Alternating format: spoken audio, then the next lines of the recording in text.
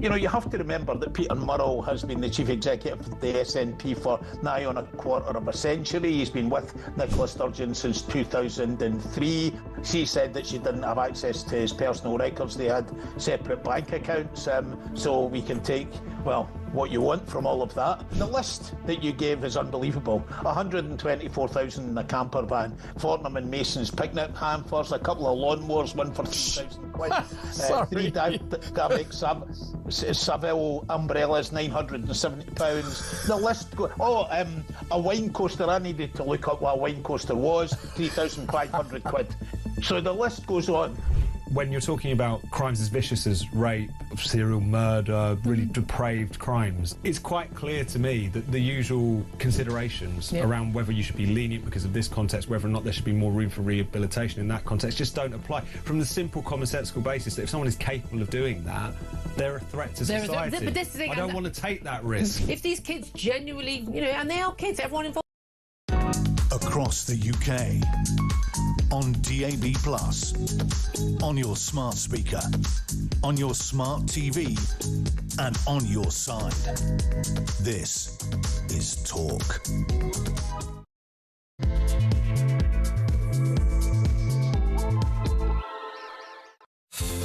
It is indeed Talk. Thank you to Julia. Welcome back. It is the home of common sense. Coming up, 11 police officers injured during those protests in Southampton last night over the police handling of Henry Novak's murder. The Prime Minister, Home Secretary have both condemned the violence and called for calm.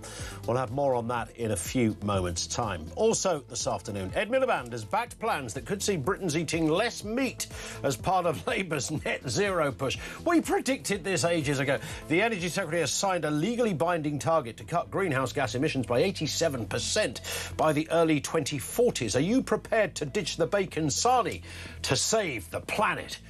Details to come. And Michelle Obama, remember him, her? Remember her? She said young people must learn to endure bad bosses if they want to become leaders themselves. Actually right about that. Speaking on a podcast, the former First Lady said the younger generation needs to learn to be more resilient. Shell is bang on. Everything you need to know. We'll bring you all the breaking news, of course, right here on Talk. The numbers you need, very simple, 0344 499 1000. You can voice notice there as well, or you can message 87222. Here's the thing. Answer this. What does justice for Henry Novak look like? We know that last night thousands took to the streets in anger over the death of Henry, and who can honestly blame them? I understand that. An 18-year-old is stabbed, pleading for his life, pleading for help, battling with his breath, telling officers 9 times he couldn't breathe, yet ended up handcuffed as he lay dying. We now, sadly, are very familiar with the story. So the public outrage is real. It's justified and impossible to ignore. Serious questions must be answered about the decisions made that night and whether institutional failures contributed to the tragedy. That's key, that bit. But alongside that genuine grief and fury came something darker, a violent element that hijacked the cause. Listen, if you throw Robinson and Fox into the equation, you're going to end up with some form of hassle somewhere. Bottles thrown, police injured, police attacked, 11 of them, and a police dog as well. Disorder replaced dignity. The focus shifted from Henry to chaos. This serves nobody. Not justice, not accountability, and certainly not Henry's memory. We've heard comparisons to George Floyd because of that haunting phrase, "I can't breathe." There are similarities that people, of course, will understandably and correctly debate for years. But one thing should remain beyond politics, and that is that a young life was lost and a family forever devastated. So the question is simple. Is this what Henry's family would have wanted? His own father pleaded for unity after his son's death, after the court case. If we truly stand for Henry, then justice must be louder than vengeance and truth must be stronger than rage. And we all get it. We all understand that some people were a little angry. We understand that. Wrapping yourself in a Union Jack and looking more like you've turned up to a National Front protest with a canistella in your hand, lobbing missiles at police officers. I don't think anyone with a scintilla of intelligence thinks that's a good look. Don't take my word for that. Let's have a listen to Henry's father, Mark, speaking outside Southampton Crown Court on Monday. We do not want his death to be used to create further division, hatred or tension. We want his story to make our streets safer for everyone. As the case C for the prosecution summed up in court, this is not a case about Sikhism, this is not a case about racism, this is a case about murder. What is interesting about this, I mean, you heard it from the father there. This is not, no one should be maligned en masse. He says not about Sikhism, which is kind of interesting, because Sikhs in this country have assimilated and been part of the United Kingdom literally forever. I mean, since I've been alive, which is longer than most people in this studio, I get that, but I've never known a United Kingdom without Sikhs. There's never really been any controversy in that area. It's not been a point of big debate in terms of cultural assimilation. It's just never been there. And he makes the point, the father Mark makes the point, that it's not about Sikhs, it's not about a religion, it's not about division. And a lot of those protests yesterday clearly smacked of quite a lot of division, people getting things the wrong way round, attributing other ideas and thoughts and problems and issues and debates with this. And it was grim. It was grim to see that.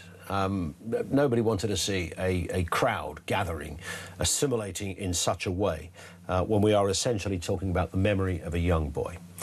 So what does justice for Henry Novak look like? 0344 499 1000. Chloe Dobbs is with us, political commentator. Afternoon to you, Chloe. Afternoon. I mean, it was, you know, it's understandable that we know there's anger, and we all share the anger, and we know there are some genuine issues about police policy that is absolutely worth looking at. Gathering en masse, chanting, getting drunk, throwing bottles, isn't necessarily, I think, isn't at all the way that anybody would imagine this should go. We're going to have a little listen here to those protests in Southampton yesterday. Here it is. I can't breathe! I can't breathe! I can't breathe! I can't breathe! I can't breathe! Off our streets! Racist police! Off our streets!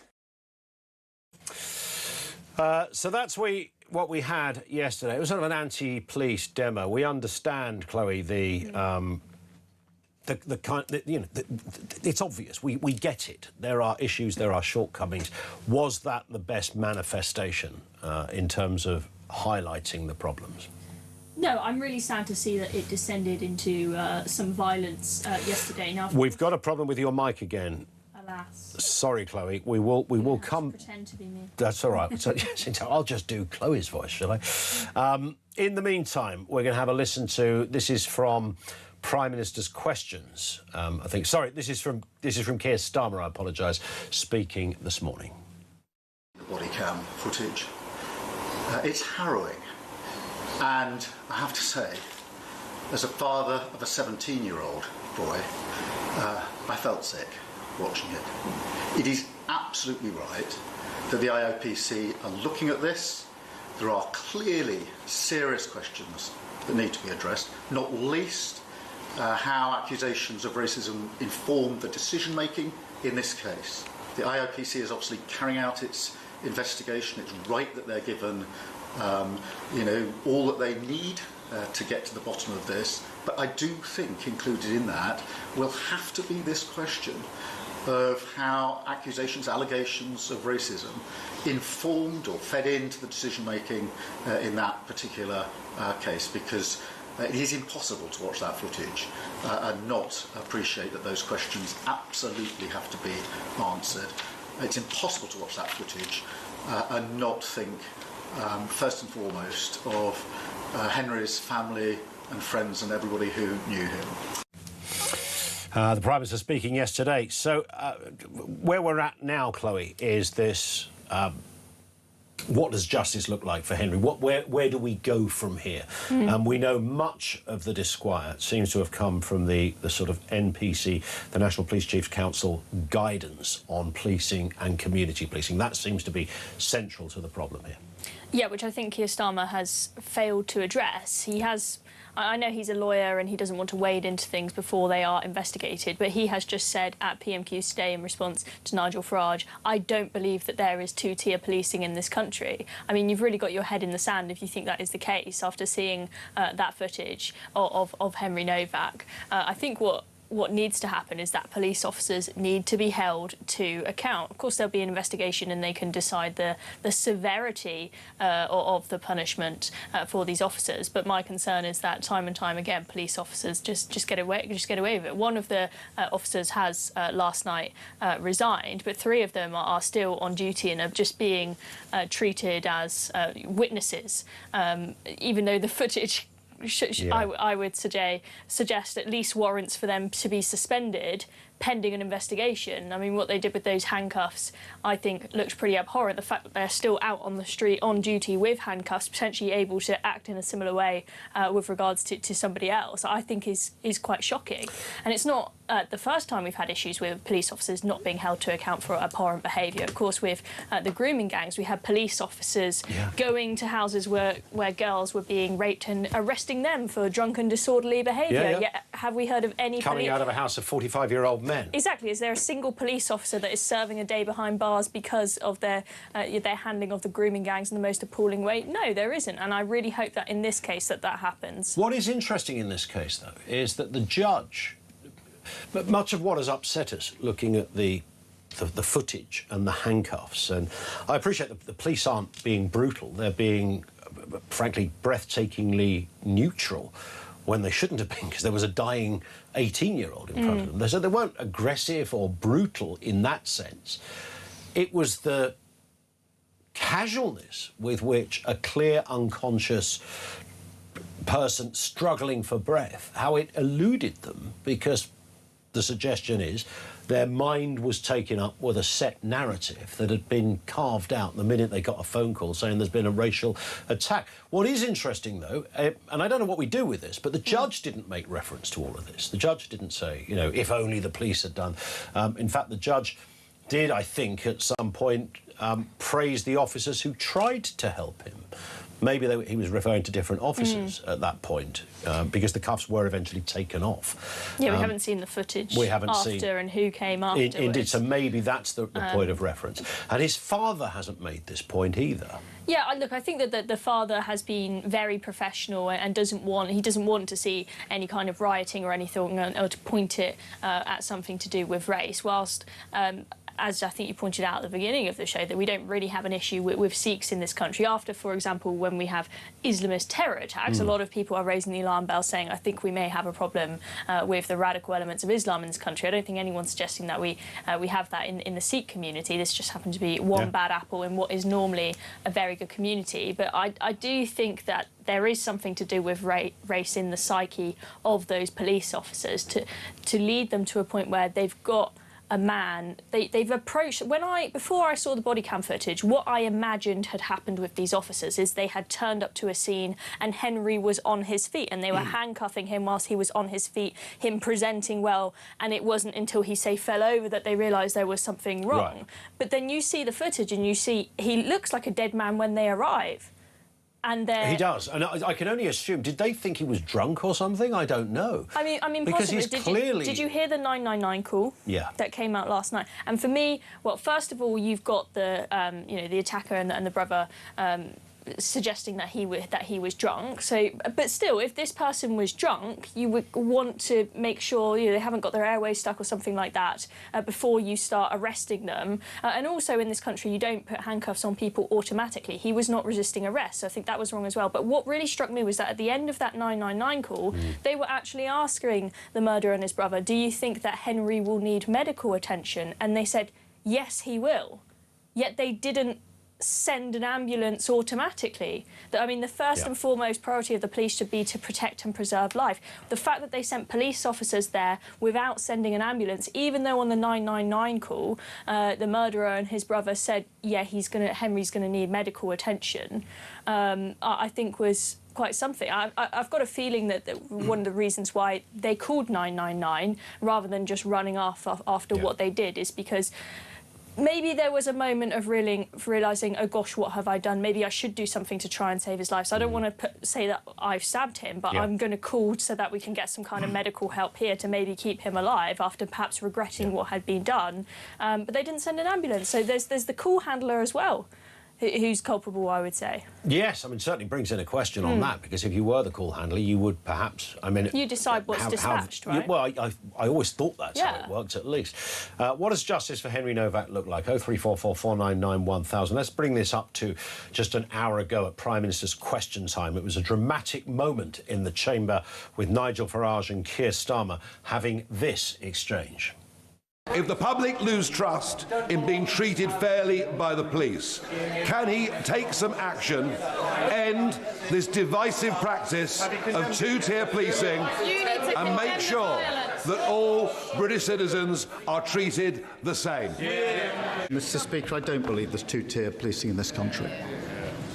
I'm really shocked that he pretends to have respect for Henry's family and then acts in this way. Grieving family have asked us not to respond in the way that the Leader of Reform has responded. They've asked us not to. My response, and the response of others, to be fair, has been focused on the lessons to be learned so we can deliver justice. His response has been to appeal for rage. Rage. That's his response to a father who's lost his son and asked for that not to happen. Exploiting this tragedy to create grievance and division would be wrong in any circumstances, but to do it when the family are expressly saying, please don't, is unforgivable. Starmer got a point there. Has Farage got a point? Chloe? I think they both have a point to a degree. I think that Nigel Farage is absolutely right to point out the fact that we have got two-tier policing in this country. I don't think that this is simply a case of people jumping on the bandwagon, as Keir Starmer might use that phrase, to score political points. I think this is a serious issue that we need to talk about in a respectful manner. And the frustration when Keir Starmer, when we had the Southport protests and riots, when he dismissed people's concerns as far-right thuggery. I don't condone any violence, but what he failed to do was to recognise, even if I don't condone these people's actions, I can at least understand why it's happening and what is the underlying frustration in the psyche of the British public. He's done exactly the same thing here. Rather than saying clearly people are angry because we've got issues in policing in this country, anyone knows that if the colours were the other way round and it was, you know, a white person had stabbed someone and then we had a brown person lying on the ground like that, I think it would have played out quite differently, to be honest. And I think also if you look at it, I mean, this is the same with any protest, isn't it? You know, protesters, people show up innocently because they feel passionately about a certain subject. It doesn't mean that everyone is, you know, cut from the same cloth. You know, you look at the crowds yesterday, I have no doubt that there were troubled parents who had genuinely thought... The majority were probably... But then, of course, some very loud, toothless simpletons decide to wrap a Union Jack round them, grab a can of Stella and start lobbing stuff at the police. Now, I don't think that represents the average person's views, but I understand what Starmer said there. You know, it is true that Mark, his dad, with this incredibly dignified response outside the court after the sentencing, did say, you know, we don't want division here. This is not about a religion, he said. This is about murder. And that's it. That was his point. Yeah, I think it is really disappointing that we have seen some violence and bins being thrown at riot police. Yeah. And I do think, when I say Starmer's got a bit of a point, I do think that I understand what Nigel Farage meant when he said pure cold rage, but I think as a politician, maybe it wasn't the smartest use of language. Like you were asking for people to start accusing you of incitement of violence by doing that. He could have picked his words more carefully, even though I don't think that he was trying to incite violence and encourage riots in any way. And anyone who suggests that is wrong and avoiding the deeper problem here, which is our problems with policing. It happened with, they called the Southport riots, some people branded them the Farage riots, to put the blame on that man rather than the complete mishandling of the case with Axel Rukerbahn and how he came to be able to commit those crimes. And the same is true here.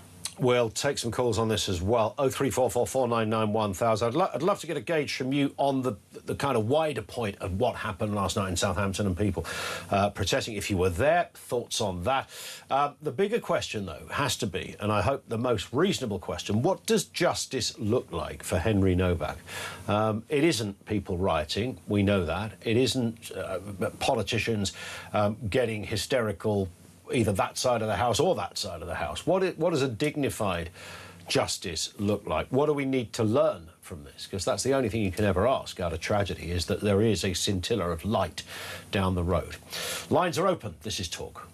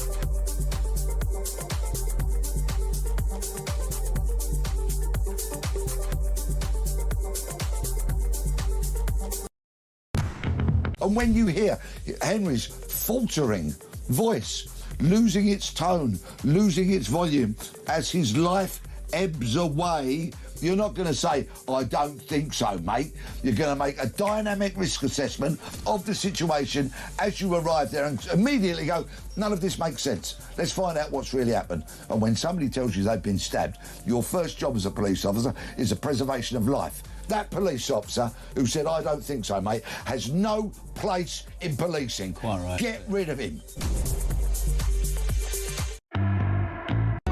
Across the UK, on DAB+, on your smart speaker, on your smart TV, and on your side. This is Talk. George says, afternoon, Ian. National Front is a disgrace, not condemning the violence last night. National Front, I'm not quite sure what this means. National Front, oh, Nigel Farage, sorry. I referenced National Front in my intro. I think that's where the confusion is. Nigel Farage is a disgrace, not condemning the violence last night. He might have just lost my Reform vote, says George in Leicester. I mean, it did look pretty grim, and it didn't look great, and I genuinely don't understand the rapid... I'm quite protective of my flag, this country's flag. I don't want to see it hung, torn and rain-ridden off a motorway gantry. I don't mind it on some nice lampposts in Synergy, like you get down the Mall, where there's a kind of synchronised beauty, the uniformity of that beautiful flag. I don't want to see it hanging on the back of the bloody M20. Yeah, I mean, look, there are always going to be people... Or on the back of Bob in Arbroath, for that matter. There are always going to be people with bad taste, but what you need to do is make sure that that's not the main representation of people who fly our flag in this country. The problem is you're never going to stop people on the fringes from taking flags with them to protest, for example. But I don't know why you're taking a flag to this one. But the problem is it's been associated with the far right and it's considered a racist flag because those are the only people that are flying the flag, whereas if it was the norm. Like, in America, if you walk down the street in America, pretty much everyone's got an American flag hanging off their house. If there isn't a flag, people wonder why there isn't. Yeah, if all of us did that and all of us flew the flag, it wouldn't be considered a far-right racist flag. I don't even think it is. I mean, it has been, you know, accused of that, and that's always a sort of fairly anti-intellectual position. Oh, you're waving a flag. I just think it looks a bit weird wrapping yourself in it in a curious way. I don't know what I like a flag cape. I've done that before. You ever worn a flag? Yeah, I have. Dodgepot. What do you like? Let's continue. We have Chloe Dobbs with us here on the programme. Lots of stories still to get through as well, including this. Ed Miliband wants everyone to eat less meat and dairy to hit his legally binding climate targets. Now, you're a vegetarian, aren't you? Vegan. Oh my God. I know, this is one time I'm going to like what Ed Miliband has said. In part. This is outrageous. This is. I knew about the vegetarian and I didn't know you'd gone down that path. Right, so has anyone tried to stage an intervention in your family, your friends, and said, we can help you through this? My mother's told me you're going to drop dead from a lack of protein, which is complete and utter nonsense. Well, he signed a legally binding document, target, to cut UK carbon emissions by 87% by 2040. Government advisors say households may need 25% less meat and 20% less dairy consumption. Which is very small. They're not telling you to go vegan. The reality is, it's not really... Even if I can't convince you of my belief that the human body is not evolved to cope with meat at all very well, which is mainly why I do it for selfish reasons, right? So you've got an intolerance to meat? No, I would say every human body, if you look at the human digestive system from start to end... Built for meat?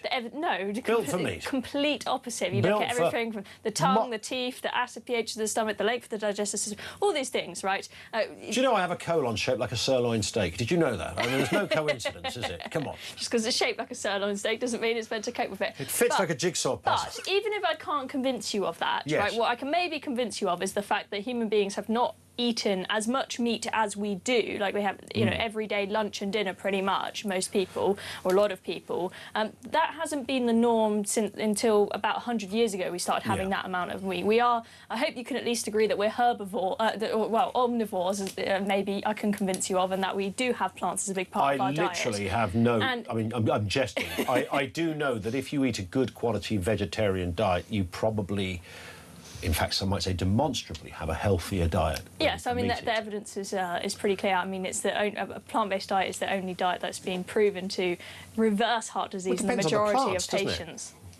Well, you wouldn't want to eat half the stuff in my back garden, that's for sure.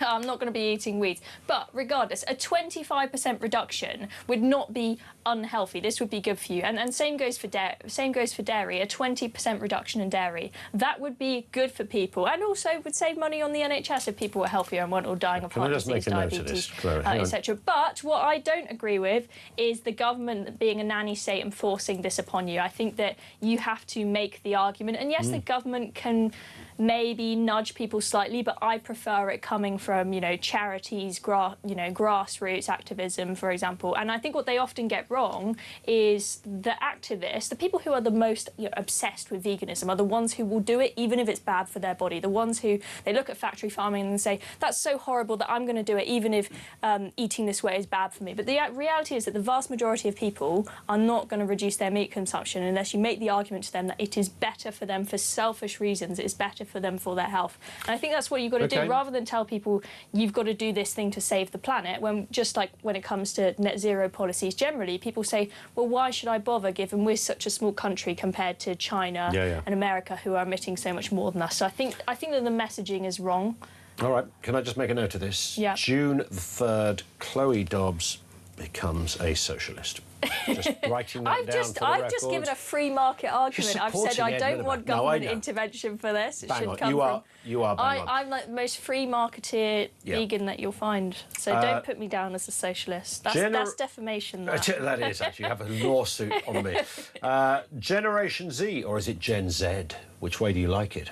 I think I say Gen Z just because that's what I often hear, but I know that's wrong. I know that's an Americanism. Well, Gen Z workers need to endure bad bosses and boring assistant jobs to become resilient, says Michelle Obama. She's back. Yes, Michelle Obama said young people must go through that experience to get resilience and leadership skills. She was speaking in Shoreditch. Shoreditch? She was in Shoreditch. I know. And how much did she get paid to make that speech? Very bizarre. She just goes around speaking in places saying, be a girl boss, and then gets... It's very odd when that happens. My mate was in Soho House, sort of well-known, used to be a bit of an exclusive private members club. Now there's about 100 of them and everyone's a member. But anyway, he was in there once and Bill Clinton walked in, you know, and it was like really just, he wasn't president at that point. They're over here quite a lot, the former presidents, doing little speeches and their entourage and family. She said... the former First Lady urged young professionals not to expect instant fulfilment. There is a thing that if you tell someone off, or even if you just ask them to do the job that they haven't done, that you previously asked them to do, and you get animated about that. I say, what are you thinking of, Claire? I asked you to do this like 10 minutes ago. That in itself is a microaggression. Yeah, I mean... Are you like that? Answer the question, Chloe. I'm made of tough... Are you like that? I'm made of tough stuff. Are you like it? Answer the question. No, Are you I'm not. like it? No, I'm not. For goodness sake, what's wrong with you? Does it bother you? Does it bother you if somebody has a bit of a pop and it's justified? If it's justified, that's fine. But people who have got an angry temper all of the time, these Karens, as we call them, they're not exactly fun to work with. Karens and I take Michelle Obama's point. I believe in the saying, you grow through what you go through, right? Whatever have a horrible job and a horrible boss, yes, if you reflect on it the right way, it'd be good for you. So you grow through what you go through what you grow through? You grow through what you go through. Is that a Socratic quote, or does that make sense to you? Can you not figure that out? You grow through what you go through. Yeah. You grow through what you go through. Yeah. Whatever experiences you have in life, you're going to grow as a better person. Chloe, you're back on the Christmas card list. Yay! What about that? Thank you, You're Chloe. not going to call me a socialist now? No, not at all. Not at all. So maybe slightly green, but that's as far as it will go. Thank you to Chloe. Back with us next week, of course, right here on... So you're on Plank of the Week, of course, this week, which is out on Friday. Looking forward to that. We're going to talk to Layla Cunningham as well on the big story of the day, and it continues, and rightly so, to centre around the horrific murder of Henry Novak and the response last night, Nigel Farage's comments to Keir Starmer in Parliament. We'll re-look at that as well. Layla joins us next. This is Talk.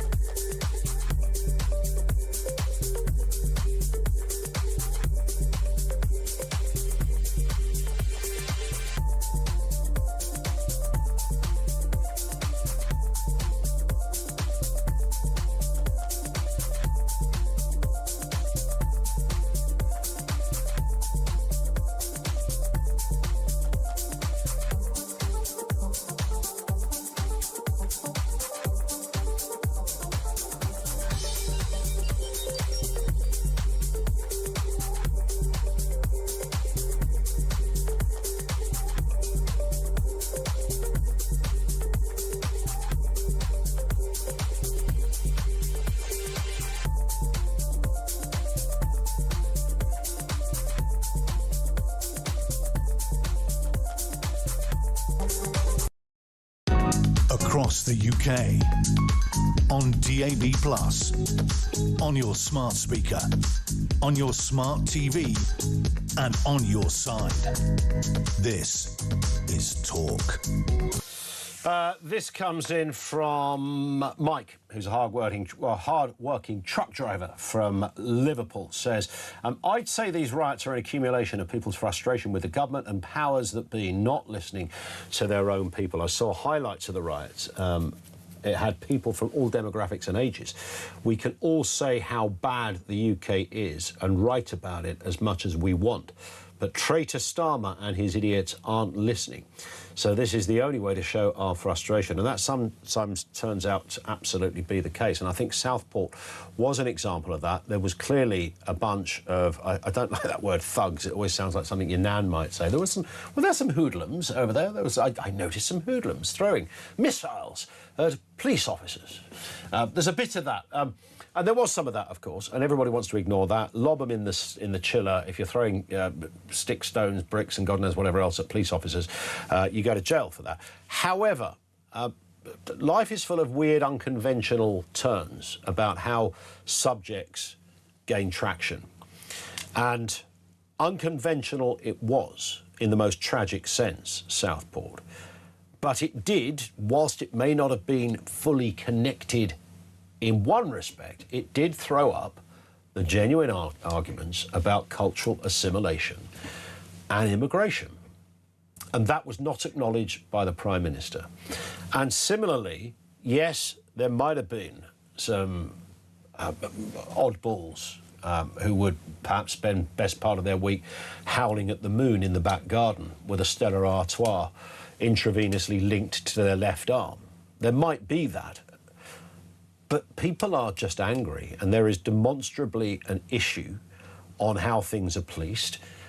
We know that from the Police Chief Counsel's own notes on this, which is looking at equality of outcomes rather than equality in policing.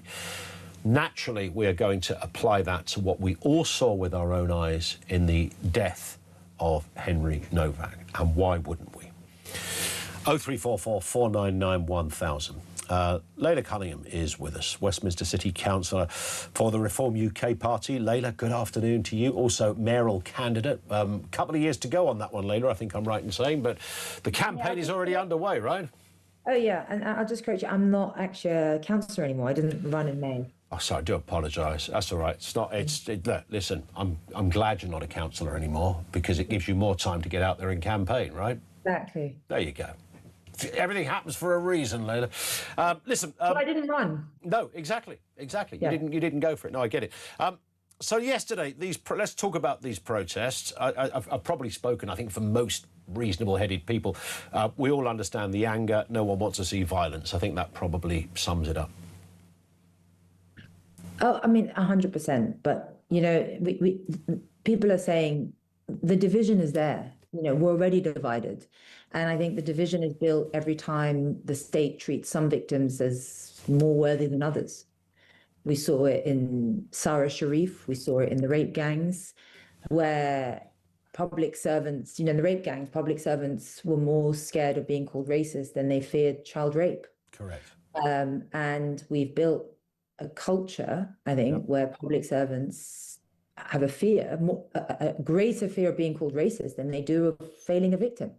I understand, and I think we all do, you know, and I get, you know, what happened with Stephen Lawrence was also horrific, and there were massive shortcomings because there was a sense that, you know, elements of the police looked at this and thought, well, it's another black kid, isn't it? And that seemed to be the driving narrative that underpinned initially the investigation around it and why it was slow and why it breathtakingly missed some obvious markers and all that went with it. And I also understand that years ago, you know, in the workplace, back in the day, when this country wasn't so assimilated, something goes missing in the workplace, there's just one black guy works on our floor, it must be him. You know, all of that, I get that, and you would understand that more than I would understand that, I guess, Layla. However, in in the let's call it the establishment. I don't normally like that word, but the establishment's attempts to balance this out, they've decided maybe we'll turn a blind eye to some things because equality of outcomes seems to be the driving force, and that is terrifying. I mean, I think it's even simpler than that. I think we've made officers, social services, public servants who are meant to protect the public so terrified of getting the race issue wrong, and it leads them to catastrophic operational decisions. And I think that is fundamentally what happens. You know, when I watch that footage as a mum and a former senior Crown prosecutor, you know, I found it unbearable to watch. And the whole time I kept asking myself one question: why was a dying boy disbelieved? And somehow, over the past 24 hours, people are saying that asking that question is illegitimate. Asking that question creates hate and divisiveness. And being angry about why he was disbelieved is dividing us. Yeah. And that's just not true. The anger I feel, the anger Nigel feels, is not at each other. Far from it. It's directed at fixing a broken system. This is, it's always very... system. Indeed. It's always very difficult to, you know, second guess what might have been going on at that time if you arrived on a tragic scene. It could be, Layla, and I heard somebody sort of articulate this point yesterday, that, you know, an officer, one of the officers involved might have said, no, I turned up to a scene that I was told was a aggravated racial assault, so I dealt with it accordingly. And there's a guy on the ground, I'm assuming he was probably drunk, I couldn't see any blood, and he was the person that was being pointed to, and the other chap wasn't to do with the fact that he was brown and he was white, it was the fact that that's the information I had. Would that be fair? No, I don't think it would be fair, because had he been called for theft, I think it would have been a different outcome. The problem is that everything is seen through this prism of racial tension or racism. And Ian, we all saw that video. It was clear he was in distress. How can the victim be the one standing up, you know, unharmed, and the criminal be the one lying down who can't breathe and can barely move? Anyone, there's an instinct there. I heard one officer say just yesterday that pretty much every incident they get called to after 7 o'clock involves finding somebody in that condition. They're normally drunk, they're not stabbed, they're drunk, they're unconscious, they're either, you know, fast asleep, whatever. And that, do you think that would have informed the police's decision? No, because I've heard drunk people. The way he said, I can't breathe, I've been stabbed. Yeah, he could hardly say his own name, the poor boy. He could hardly say his own name. He was so limp. And yet he was the one who is meant to have attacked the man standing up. Yeah. How? It just doesn't compute. But they were so focused on getting the race issue correct. Yeah. And I don't blame the officers, by the way. I blame the guidance they've been given. I blame the priorities. You know, as a senior Crown prosecutor, I was told to prioritise racially aggravated offences. So you've had that memo, as it were? Yeah, 100%. Was that put in writing? Was it just said as a kind of? I think yeah. I mean, it's been a while since I did my CPS training, but you know, you had a whole training on hate crime. If I had to discontinue any hate crimes, I had to have senior approval. For other crimes, I did not. You know, you had to write a victim statement telling them why you're discontinuing it. Hate crime was taken incredibly seriously, and there's been an explosion of it. Yeah. Well, and don't forget, you know, just one racial slur takes a simple matter like a summary matter of theft or assault, makes it an either way offence to the Crown Court. It increases the seriousness of offence so much. You get it's just, there's been such a focus on policing words, and I think people feel that the state is so focused on policing words, offence, things online. Yeah. Yet rape, theft, phone theft, shoplifting, we have to put up with it. So it's again equality of policing outcomes of people from different ethnic groups by responding to individuals and communities according to their specific needs, circumstances and experiences. And I'm talking about the MPCC stuff here. That seems to have been the area that has clearly been flagged in a case such as this. Naturally, there's disquiet. Naturally, there is upset. And yesterday, there were protests in Southampton. Let's firstly, Layla, listen to Keir Starmer responding to those protests in the House of Commons an hour ago. Mr. Speaker, Henry Novak's family have shown extraordinary dignity after their son's life was stolen in appalling circumstances. He was clearly a kind and thoughtful and much-loved young man. There are serious questions to answer, including how accusations of racism informed police thinking, and we're supporting the IOPC to get to the bottom of what happened. But no matter the pain we feel, there is no justification for more violence and disorder. The attacks directed towards police officers in Southampton last night were disgraceful and completely unacceptable. This is a time for serious work, not rage. And let me be clear, we will ensure anyone found engaging in disorder meets the full force of the law, as we have done before. And Layla, just before I come to your comments on that, let's also play that exchange between the leader of your party, Nigel Farage, leader of Reform UK, and the Prime Minister. If the public lose trust in being treated fairly by the police, can he take some action, end this divisive practice of two-tier policing, and make sure that all British citizens are treated the same? Mr. Speaker, I don't believe there's two-tier policing in this country. I'm really shocked that he pretends to have respect for Henry's family and then acts in this way. Grieving family have asked us not to respond in the way that the leader of Reform has responded. They've asked us not to. My response, and the response of others, to be fair, has been focused on the lessons to be learned so we can deliver justice. His response has been to appeal for rage. Rage.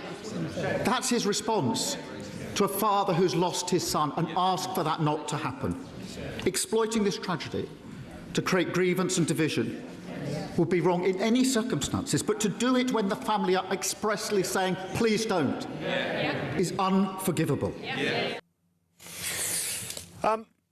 This is difficult, Layla, because Starmer is citing Mark Novak, the father of Henry's words, that he doesn't want division, he doesn't want, anger and all the rest of it. Benedict Spence speaking to Julia earlier, and this has been echoed by a message I've got from Brad, really, in many respects. Whilst everything the father said is understandable, they were his words, he chose those words, but even victims don't always get to choose what the wider reaction might be. It's a sensitive subject. What do you think? I think the framing that they've put on Nigel's speech address is completely wrong.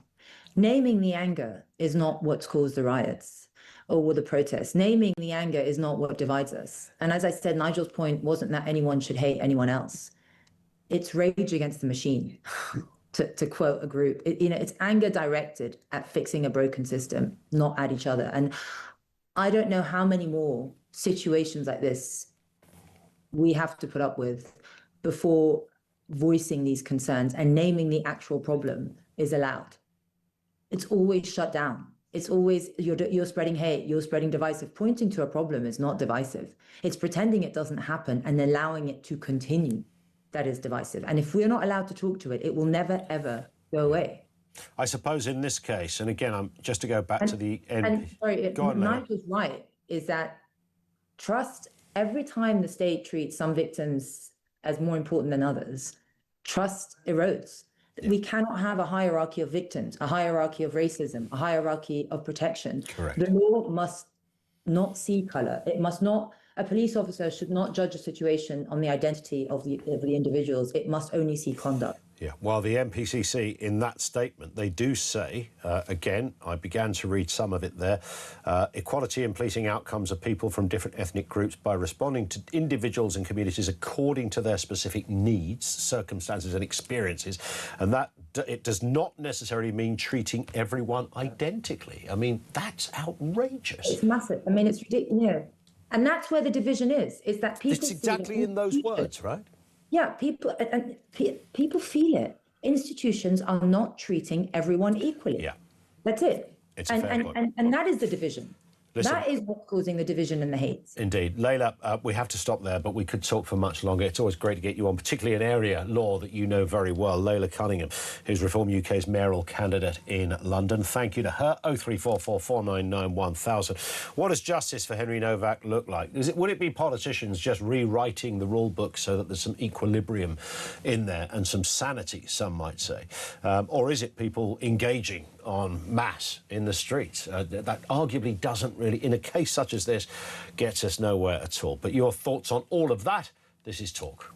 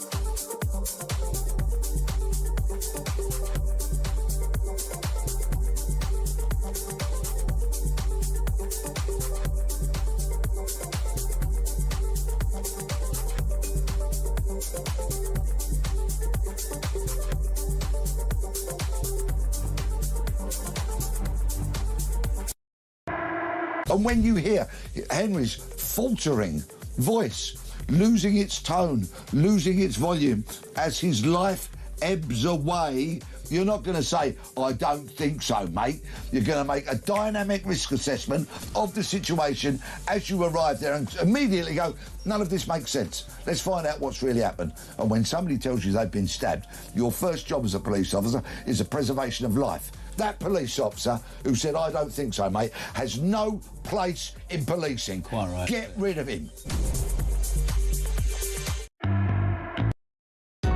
Across the UK, on DAB+, on your smart speaker, on your smart TV, and on your side. This is Talk. It's 5 to 2. This is the message I mentioned from Brad in Cambridge. He says, whilst I have total respect for Henry's father, I don't agree with his comments that the situation is not about racism. Racism is absolutely central to this, and the wider debate does need to take place. I wonder whether maybe racism isn't the right word, but it's in this, it's in the ballpark. If there is, and we will never know, unless we see some report from the IOPC about the investigation into the decisions those officers made and why they called it as they called it. Is it racism or is it race? Is it training, did the officer genuinely believe at that point that that's what he was up against? You may find the officer went, well, I've never been on a training course where I was told anything other than just treat the situation as your policing instincts dictate. And, you know, I don't know. We don't know. So there is obviously a race component to this. But it would be argued, I would assume, by those that were there on the ground that they were not playing to that book. That would be countered by saying, well, subconsciously, you might have been. Mark's in Glasgow. What have you got for us, Mark? Afternoon. Good morning. Good afternoon, Ian. Yeah, I'm afraid that Starmer is up to his usual incendiary society-dividing nonsense again. Obviously, whoever's writing this guff for him is misquoting Nigel Farage. I believe Farage said Black Lives Matter, but White Lives Matter too. And in truth, so that very selectively picking a few words out of a quote and then using it to bash his main opponent in the electoral game is all about what Starmer is. Although Reform had also misquoted Kemi Badenoch when they said that she said that white lives don't matter. I'm not aware of it. She said it's not about white lives mattering or black lives mattering, it's all lives or something like that. And I think they took just the one bit of the quote. So there's a lot of editorial quoting going on. There is, but there's a general trend amongst Labour and the higher echelons of Labour who are, as Alex Hullett pointed out, pretty much all of them are members of the Fabian Society, socialism by creeping socialism and so on. And it's quite a worry because you're seeing a lot of the freedoms that I've enjoyed. But that is, I don't know if it's the Fabian thing. I mean, that's just, it's like actors being in equity, right? I mean, it's not the Fabian Society. The Fabian Society aren't dictating anything. Their ideology is. But that's who they are. That's who Labour already are. It's not like they're socialists. Yeah, they are socialists, but they are this creeping sort of removal of our, no trial by jury after 800 years, no guarantee of it, deliberately picking bits and pieces, calling anyone who stands up for British values far right, getting rid of Christianity so we can have socialism to worship instead. There's a creeping trend since Blair's time, and it's accelerating. As Starmer said, harder and faster when he lost that election at the beginning of last year and had one of his MPs replaced. It's, to anyone sitting watching from the bylines what's going on, it's a very obvious taking apart of our freedoms. But isn't that... and our rights. I don't blame anybody for thinking that, but what I would say is it's not going very well for him, is it? Because he's predicted to lose the next election. His party. He's going to go hard and fast to get us back into the EU, get us into the euro. Nobody's mentioning the fact that we go back into the EU. We're going to be spending God knows how many billions to pay them to run their collapsing. It won't happen under Starmer though, because he'll be gone. I think it may. He will tie us up with various agreements and alignments. But he might be gone in 3 weeks. He might be, but I'm afraid Andy Burnham is made of the same stuff. Well, you're not wrong about that. Great call, Mark. Thank you. Mark in Glasgow. More from you. 0344 499 1000 on all of that. Plus, of course, that question, what does justice look like for Henry Novak? Your thoughts on that. And response to the protests last night. They were relatively small, but I would argue significant. Your thoughts. Lines are open. Let's get the news headlines now. You're listening to Talk. It's 2 o'clock.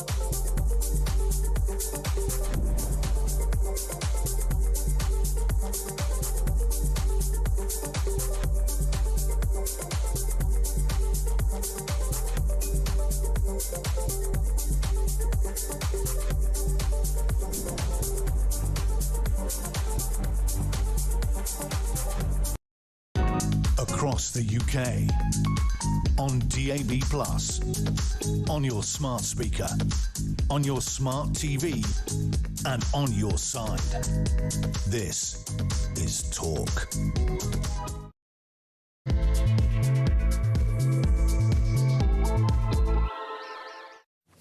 3 minutes after 2 o'clock. Yeah, welcome back. Home of Common Sense. We are responding to what happened in Southampton last night. 11 police officers injured during those protests. This is over the handling, of course, of Henry Novak's murder. The Prime Minister and the Home Secretary both condemned the violence and called for calm. Whilst there was clearly some undesirables showed up en masse, is it understandable that maybe others there were simply concerned and wanted to see justice? With that in mind, what does justice now look like for Henry Novak? Also this afternoon, Ed Miliband has backed plans that could see Britain eating less meat as part of Labour's net zero push. The Energy Secretary signed a legally binding target to cut greenhouse gas emissions by 87% by early 2040s. Are you prepared to ditch your bacon sarnie in order to save the planet?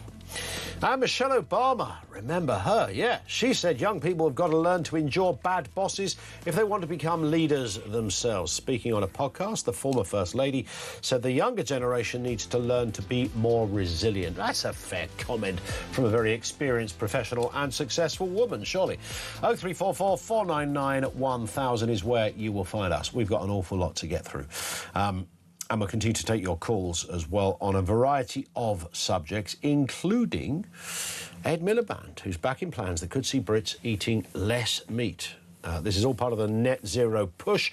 The Energy Secretary has signed a legally binding target to cut greenhouse gas emissions by 87% by the early 2040s. Now, achieving this target could mean that millions of households cut back on meat and dairy and swapping gas boilers for heat pumps and switching to electric cars. What's not to like? Let's speak to Claire Oagley, who's the Head of Campaigns, Policy and Research at the Vegan Society, joining us live from Westminster. Claire, good afternoon to you. Afternoon, nice to be here. Nice to have you with us. I mean, you'd have heard all the old vegan gags, you know, you never see a healthy vegan and, you know, how long have you got left and, you know, do you eat grass for breakfast and all this kind of stuff. I'm actually, although I'm not a vegan or a vegetarian, I have been a vegetarian, I'm actually quite a defender of, of the whole vegan thing. You don't have to be a nutritionist to know that there is some good health to be had in that kind of diet. We all know that. The issue, I suppose, Claire, with cutting back on meat becomes a problem when it's government policy. What does that look like to you? Well, we're actually here in Westminster today promoting our proposals to try and shift people towards plant-rich diets. So kind of in our terms, what we'd love to see from kind of government policy is things like shifting procurement towards plants, so trying to encourage, you know, default options on plates, trying to encourage kind of sides of vegetables being served, higher amounts of vegetables and pulses in particular. You know, beans are really good for you, full of fibre. It's something not enough people are eating enough of. So we'd really love to see a sort of more concerted effort, not to take away people's choices, of course, but more to make sure there's more options for them to choose from and kind of highlight plants for them. Is your contention largely about animal welfare, or is it about the kind of broader Ed Miliband point about net zero? Well, the best thing about veganism, I think, is that it's a kind of win-win-win. You know, it is obviously better for animals if we're not kind of using them as commodities, but it's also really good for our environment. It's really good for people's health, as you mentioned. I think you kind of acknowledge that lots of people aren't eating what would be recommended in terms of health. They're not getting their 5 a day. Very, very few people are eating 5 a day. It's amazing, actually, how few. And we really think this sort of shift towards more plant-rich options would deliver on all of those priorities. Obviously, it's better for the environment. Yeah. It's not just kind of in terms of carbon emissions, but it's also pollution. So we've seen quite a lot of pollution from industrial chicken sheds in the Y, and it's all sorts of kind of local effects there as well. So it's not even just about carbon emissions. It's kind of, it's a win-win-win on lots of fronts. The narrative has changed, of course. When I first started working in radio, you could actually get a debate going about vegetarianism, and you'd literally have a meat eater on one side and a vegetarian on the other, and there'd be rows in the studio. People would have these huge arguments. I mean, quite literally, I'm quite experienced in this job, Claire. You could not do that today. It would be ridiculous. I mean, it would just sound so stupid to even go there, because people have become vegetarians. You know, lots of people are vegetarians. Lots of people that don't fit the, you know, the old stereotype of being vegetarian. You know, if you didn't have a tatty jumper and dodged showers and voted for Jeremy Corbyn, then you were never going to be a vegetarian. Now that's, of course, all changed. You know, there's a lot of people who work out and they're quite fighting fit, you know, big, beefy guys that are vegetarians. Kids that choose a vegetarian diet. My son doesn't like eggs, for example. He's got his own reasons for it. But it's not any longer odd to meet a vegetarian, where once upon a time it was kind of like a moment when a room stood silent. Yeah, 100%. I mean, I've been vegan, I think, nearly 17 years now. And I remember the first kind of few conversations with people, they found it really strange and, you know, really odd. And now, whenever I meet somebody, tell them I'm vegan, they know another vegan. You know, their son, their neighbour, their colleague, somebody else they know is vegan or vegetarian. So it's much, much more normal. And I know that we've seen a lot of kind of news stories around perhaps the decline of veganism, but actually I think what we're seeing is, if anything, it's becoming more mainstream and kind of less of a, you know, exciting angle and less controversial, if anything. Is I know you are the Vegan Society, so therefore you are always going to speak about veganism, but vegetarianism, you know, many people say, well, that's a good step in the right direction. Do you encourage that stepping stone, or should people go, you know, vegan almost straight away? Is that the best thing to do? I think you can predict my answer. Yeah, I really believe in veganism. It's a lot easier than it used to be, and I also think it's sometimes not as hard as people think. There are sometimes barriers, you know, in terms of habit, but we've got lots of resources on our website which can make it that much easier to take those steps. We've actually got a really handy ebook called One Little Switch, where we encourage people to kind of switch things out gradually and kind of ideally get to an endpoint of veganism, but it will help you on that journey. And I think it's something that is way, way, way easier than it used to be. You know, when I would go into a cafe or a restaurant 15 years ago, they would not have options for me, and now anywhere I go, pretty much, I can find something to eat. So it's just way easier than it used to be. Yeah, the options are extraordinary. So, I mean, utterly game-changing in the last sort of 10 or 15 years, of course, and that continues, and that's great because it's great choice. I also see more people who might be meat eaters but opting for the vegetarian option. It's not there as a kind of... It used to be, didn't it, a little bit on the back of the menu. If you were vegetarian or vegan, you'd have to ask the waiter and say, do you do... And they go, oh, yeah, just at the bottom of the menu here. And there'd be a little sort of thing that would say... it wouldn't even be pasta if you're a vegan, or not conventional pasta, at least. That's gone. And people do sometimes opt for it, even if they aren't necessarily a practising vegan or veggie. Yeah, they do, and I think that's one of the things that we're really kind of calling for today with our lobby day in Parliament is we want that to be more easily a choice that people can more easily make. Yeah. So the options are there, but we think there's things that we can do. So, for example, just changing the layout of the menu, putting the plant-forward dishes higher up, making it something that is more attractive, describing it in a more kind of appetising way, using, you know, words and kind of nudges to encourage people to choose that in a way that's not removing their choice. It's more just kind of highlighting something they may not have otherwise considered. And I think that's something we really need to see if we're going to hit the targets that the government has kind of set out.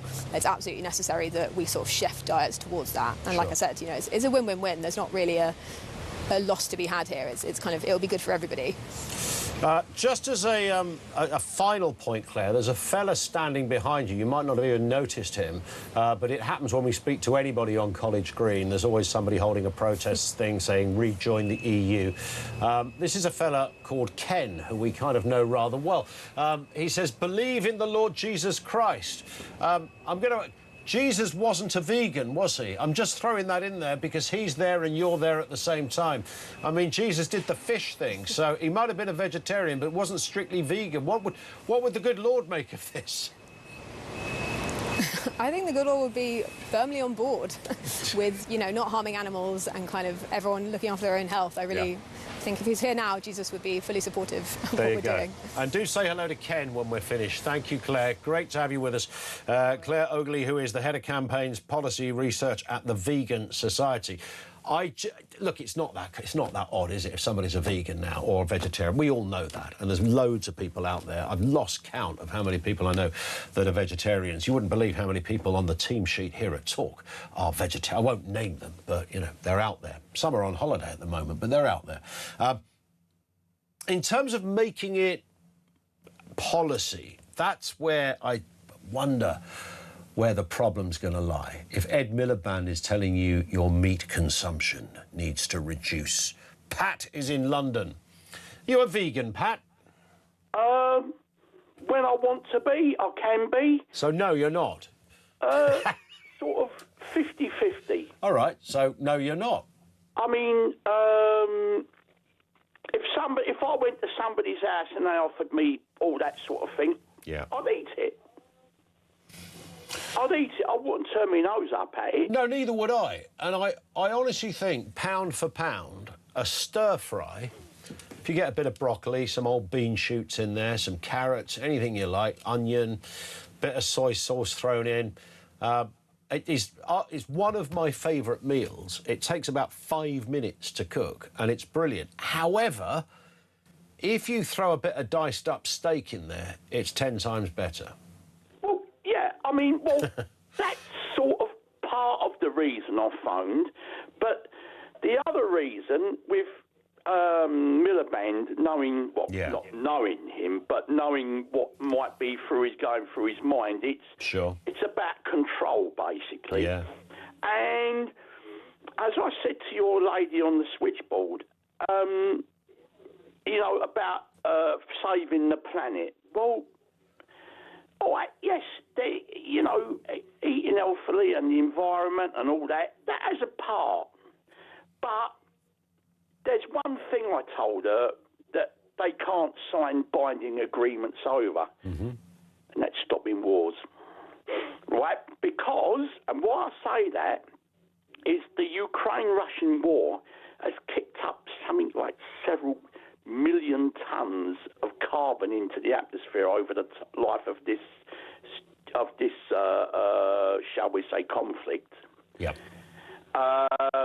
Rocket fuel, rockets being launched, missiles, bombs, tanks being blown up, burning in the battlefield, houses being blown up, men dying, rotting corpses, just piling loads of tons of carbon into the air. You know what's like, you know, war. I mean, there's explosions, fires, you know, and it all adds to climate change. It's all adding to, I mean, it's like in the Middle East. It's all, every bomb or missile that explodes and everything that gets sunk to the sea or down the bottom of the sea or blown out the air or missile exhaust, jet exhaust, everything. It's all contributing to climate change, but human beings just can't help themselves by it. You know, they can't either see it or they just don't want to see it, or they can't, you know, you can't do nothing about it. So this is a great place to start if you want to clean up the environment and the planet. There it is, Pat. Thank you very much indeed for that. You're supportive of what Pat just said there. A lot of components going on if you're talking about a mucky planet, I guess. I don't know anybody who doesn't want a cleaner planet. We divide, I think, on how you go about it and how punitive it is and who is advocating it. And the general rule of thumb is that if Ed Miliband says something is a good idea, it's probably a bad idea. I think that's, you know, school children should be taught that. So that's perhaps where the problem is with this story. Over to you on that one. If you are a workout merchant, a gym bunny, and you're fairly buff in the muscular department, the pecs are looking good, the abs are tip-top, but you're a vegan, I'd love to hear from you. 0344 499 1000. And all the other areas we're talking about as well. This is Talk.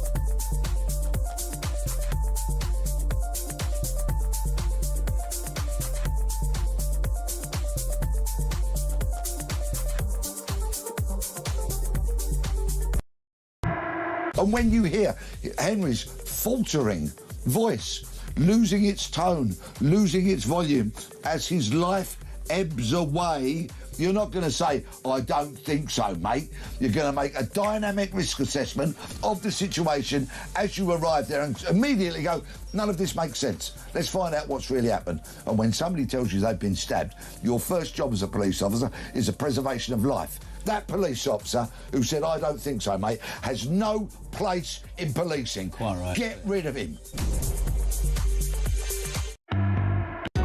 Across the UK, on DAB+, on your smart speaker, on your smart TV, and on your side. This is Talk. This is Talk. Some breaking news. 3 members of the Royal Navy have died in a helicopter crash in Devon. We're hearing this from the Ministry of Defence. It's the only details we have. One would assume some kind of manoeuvres or training of some kind was taking place, but we will have confirmation. But the sad news is that 3 members of the Royal Navy have died in a helicopter crash in Devon. This comes from Malcolm in Salisbury. I'm a Reform member and fully support Nigel Farage. However, I think his tone at PMQs was a bit wide of the mark. I think he should have quoted the police guidance regarding treating different communities differently word for word and asking Starmer if he agreed with the text. And what has sort of happened is that a lot of this has been lumped at the doorstep of Keir Starmer. That these are Keir Starmer's police, Starmer's Stasi. They've carved out this narrative. They're responsible and he is pulling all the strings personally. Him and Hermer are making, or they're putting people in jail for hurting and all that. And most of that is just simple guff. It's just not. I'd love to say it was true. I'd love the fun I could have with it if all of that was absolutely true. It's very tempting, but it predates Starmer, I'm afraid. Although I have to say, and I stand to be corrected on this, that when it comes to the issue of the NPCC, that wording, and again, it goes way before last year. We know this has been going on longer than 1 year.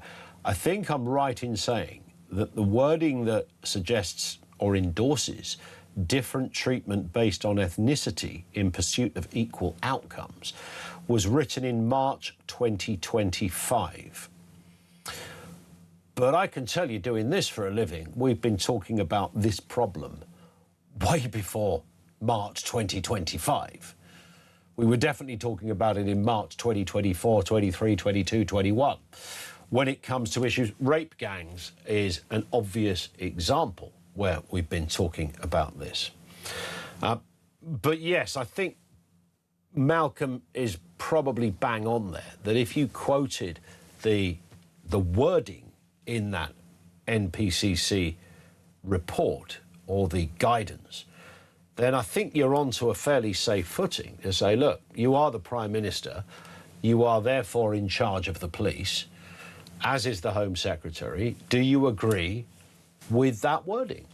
Because that's what happened. And I don't know how it ever got I don't know how it got through the system, that wording. I get the thinking behind it, but if your aim as an organisation is to concentrate on outcomes, we want an equality of outcomes, you've got a problem on your hands, right? Really? That's called cooking the books. In any other industry, you go to jail for concentrating on that. So if you said to, I don't know, a big corporation, look, doesn't matter how we make the money, doesn't matter what we do to get the money, as long as the balance sheet at the end of it shows a good outcome, that's all right, isn't it? It's that, but in a different area. No one should accept that. Alan's in North Yorkshire. Alan, what have you got for us? Good afternoon. Hello, mate. Hi. I just want to ask you a question, and then I'll make my point. Go on. When did you last hear the term white Christian, white Baptist, white Methodist, white Catholic? When did you last hear those used on the telly? The last person I ever heard use all of that is literally you, Alan, because I can't recall hearing it before. Right. Okay. The point I'm now making is we're putting people in boxes. We're creating the problem, right? If you're British, you're British. You're not a British Muslim. You're not a British Hindu. You're not a British Pakistani, because your religion is nothing to do with your religiousness, your Britishness, rather, should I say. Yeah. So we've got to stop putting people in boxes.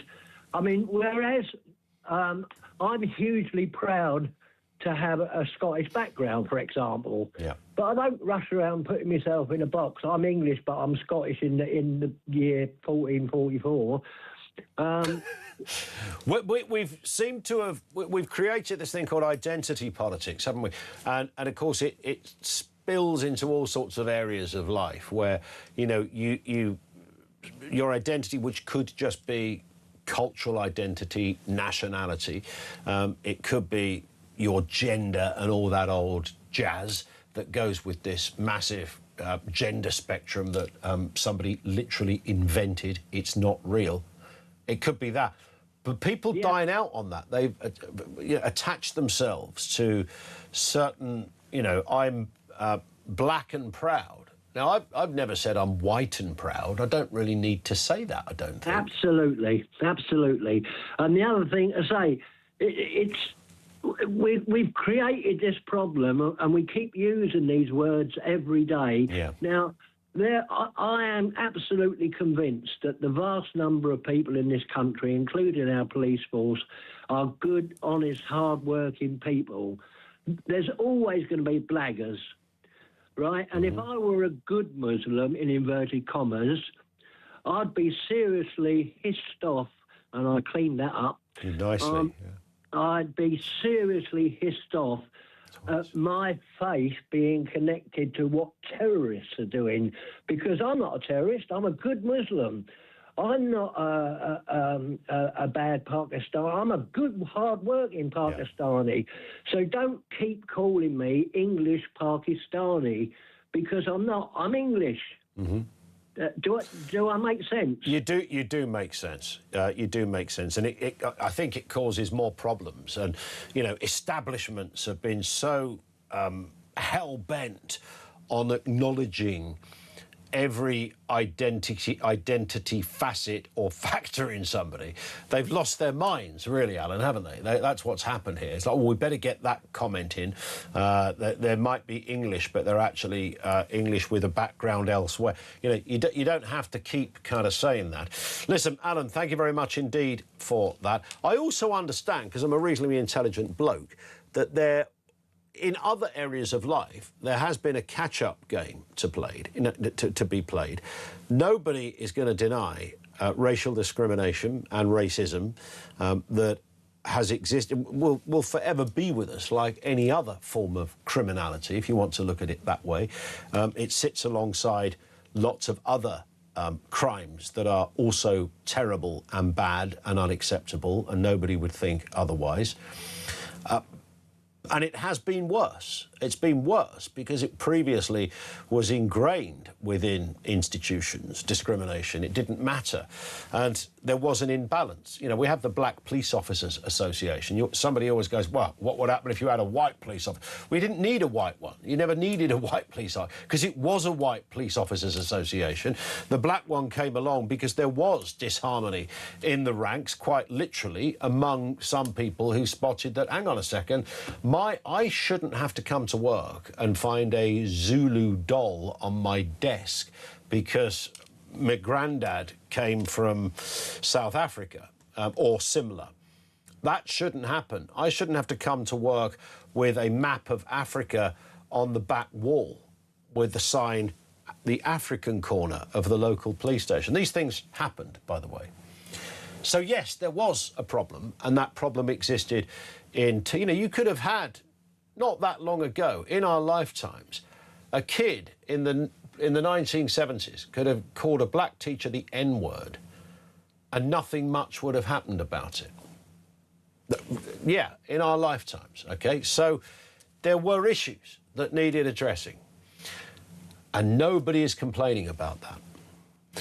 What happens, however, when you dine out on this stuff and you treat it almost as a religion rather than just a very obvious, intelligent and thought-through exercise of decency and equilibrium and equality and all of that, what happens is you end up losing your flipping mind. And that's how we end up with statements from big authorities talking about needing an equality of outcomes, producing policing outcomes for people from different ethnic groups by responding to individuals and communities according to their specific needs, circumstances and experiences. That's criminal. But that's been the law. Alan, thank you very much indeed for your call. Dan is in Warrington. What have you got for us, Dan? Afternoon. Hello, Ian. I phoned in because I heard the segment. I think it was yourself or someone discussing about a possible sort of excuse or reason why these police acted the way they did, because on a regular Saturday night they see this kind of thing, you know, all the time and all that sort of thing. For me, it doesn't wash. I've been around the block 20, 30 years ago, ex-forces, you know, partied every week in night centre, in town centres, been drunk and daft myself, seen drunk and daft people, and I've never once ever heard somebody say, I've been stabbed and I can't breathe. Not once. And that doesn't wash with me. There needs to be accountability from them police officers. Now, they handcuffed him as well, right? That, to me, is among the most confusing thing, Dan. I don't know why you would... I mean, we sort of pride ourselves in policing in this country that the police don't always use handcuffs. If they knocked on your door tomorrow and said, Dan, you're under arrest because you urinated in the local cemetery or something, they wouldn't put you in handcuffs. They'd just walk you to a police car. Now, and that's great, because we don't, in America, they pretty much put them around your ankles as well as your arms. So we dine it. But when you're on the ground and you quite clearly can't move, the idea, I mean, they even ask him to put his wrist in one of the other cuffs, right? Yeah, I mean, you looked at the guy. It was obvious. You look at the guy. What's up, mate? What's up? I've been stabbed. Where? Can I have a look? Right, that's where that is the only place. But they didn't. I mean, on the footage, all you see is the officer kind of slightly lift his shirt. Yeah, it was a disgrace. And so, like a couple of centimetres of the lower part of his sort of torso, his stomach area. Yeah, and I would go even, Ian. I would go even further. I would look to charge these police officers and put them in prison for this. Now, people might say I'm crazy, but I've said this to you before in relevance to other stuff and white-collar stuff. I've phoned you up and said, look, if a truck driver makes a catastrophic error, he can go to jail for it. If a train driver speeds and makes an error of judgment and runs a train off the tracks, and he can go to, or she can go to jail for it. And I think that there's too much of hiding behind stuff with authorities and getting away with stuff, and it's about time people are properly accountable for their actions. That was a disgrace, and it's just no excuse to say, oh, we encounter this stuff regularly. It's absolute baloney. And I think it's interesting, because that will be the point, I suppose, that kind of divides the room on this. Dan, thank you, Dan in Warrington. It's a great call. I can only imagine. I'm pretty sure no police officer woke up that day and said, who knows what this shift has in store for me, but if I come across a kid that's been stabbed, I'll pretend I didn't notice and I'll just assume he was a racist. Clearly that didn't happen. So there's nuances all over this. The question, obviously, that is not really being said out loud, but should be said out loud, is were these police officers adhering to the MPCC policy of assuming, because the argument seems to go, and this isn't the police specifically, but assuming if somebody claims there's been a racial assault, then you better believe them. And I've heard this said about other companies. If you have to pause and wonder, do I believe them? Your response to your own questioning is definitely believe them. Because and this goes into all sorts of weird area like white supremacists and white privilege, really, so rather than white supremacy. Your white privilege allows you that pause. And I know this is bonkers, but that's kind of how this sort of structural racism map works. That if you have to pause and wonder, is it true? Then you're part of the problem. So many institutions teach people to spot it, and if they have to question, then double down on the fact they've spotted it. Was that at play, either directly, indirectly, consciously, subconsciously, in the minds of those officers? And it may well turn out, and I speak to police officers all the time, and I you know, when it comes to all the kind of nonsense and the guff that works around many systems we have in this country, I don't think I've heard any one of them ever agree with any of it. So who knows? 0344 499 1000. And that breaking news, just to remind you, 3 members of the Royal Navy have died in a helicopter crash in Devon. Devon and Cornwall Police Chief Constable James Vaughan said a major incident was declared after emergency services were called to the scene near Oakhampton in Devon at about 4 a.m. this morning. A spokesman for the Navy said families of the personnel who were taking part in a training exercise have been informed and had requested a period of grace before further details are released. The Defence Secretary John Healey said he was devastated by the loss of 3 service personnel after the crash. More details as we get it. 25 to 3, this is Talk.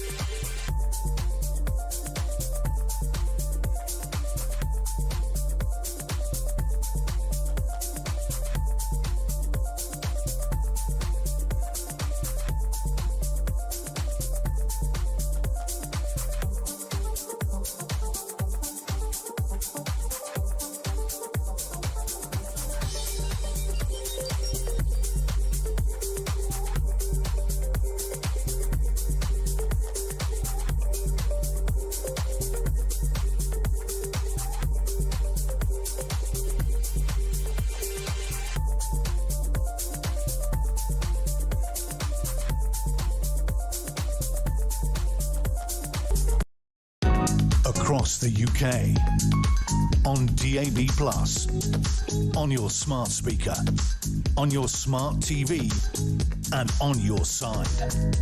This is Talk. Talk. I do want to look at this subject as well, and it involves Michelle Obama, who's been over here in the UK. She told young people they shouldn't expect instant fulfilment at work and that bad bosses, boring jobs and setbacks can help build resilience. Speaking on a podcast, the former First Lady said unfair treatment and mundane tasks can develop the character needed for future leadership. Let's speak with Robert Taylor, the journalist and the broadcaster. Afternoon to you, Robert. I haven't seen you for a while. Nice to have you with us. I mean, this is bang on, isn't it, from Michelle Obama? She's absolutely right. Yes, I believe so. I don't agree with everything she said in that particular podcast. She was also reported as saying apparently you can't feel imposter syndrome if you're a white man, which is complete nonsense, by the way. But on this, I absolutely agree with her. I do think that what doesn't kill you makes you stronger. In other words, we learn things. We learn a lot in life from things that go wrong. We learn a lot from a bad boss as we do from a good boss. We learn how and not to be a bad boss. And yeah, those horrible administrative tasks that we all have to go through, all boring jobs at the beginning of our careers, actually stand us in good stead. So on this one, I think Michelle Obama is absolutely bang on. It's interesting. I know every generation looks at new generations and goes, it wasn't like that in our day. I know that is a bit of a thing, and of course we know, and if you work in our industry, Robert, you know, newsrooms and the like have been full of fairly colourful characters and language and deadlines and frustration and the odd shouting and sometimes the odd throwing of something. I don't think the media is exclusive in that respect, but you don't see that sort of stuff going on in quite the same way. I think the salty language is absolutely still there, and long may it stay, frankly, because it does provide a fairly ribald but robust atmosphere, which sometimes helps. But there is this business of telling somebody off, just telling somebody off to some people of new generations is a no-no. That's as bad as, but just a simple telling off is the equivalent of bullying. Yeah, well, I mean, if I'd felt that I was being bullied every time that someone told me off 30 years ago when I started out, I wouldn't have completed a single day in the office, probably.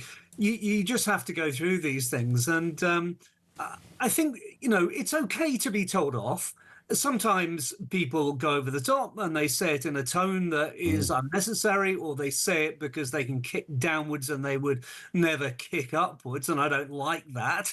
But at the same time, I think it's all part of developing the thick skin that you need in the working world. It's not always easy, whether you're in the media or any other job.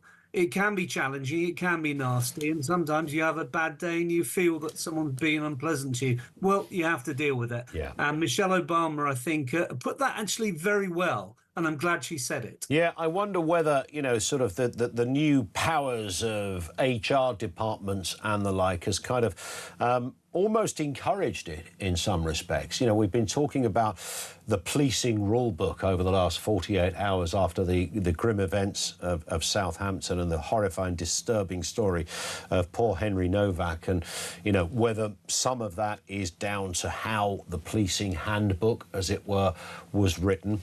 I wonder whether the wider kind of criteria, guidelines for the workplace have got equal questions to answer when it comes to this kind of stuff. You know, that sensitivities, someone getting upset, somebody feeling anxious, all that stuff that was never taken seriously years ago, and people would go home miserable for 30 years because their boss treated them like a piece of muck.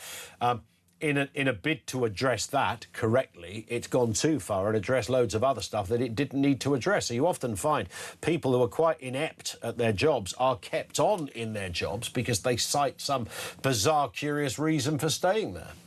Yeah, well, I'm sure there are some good HR people out there, and they do get a bit of a kicking. Some of the whole HR industry, I've heard, getting an almighty kicking from certain sort of experts in the field of management theory. But I do think HR can go too far.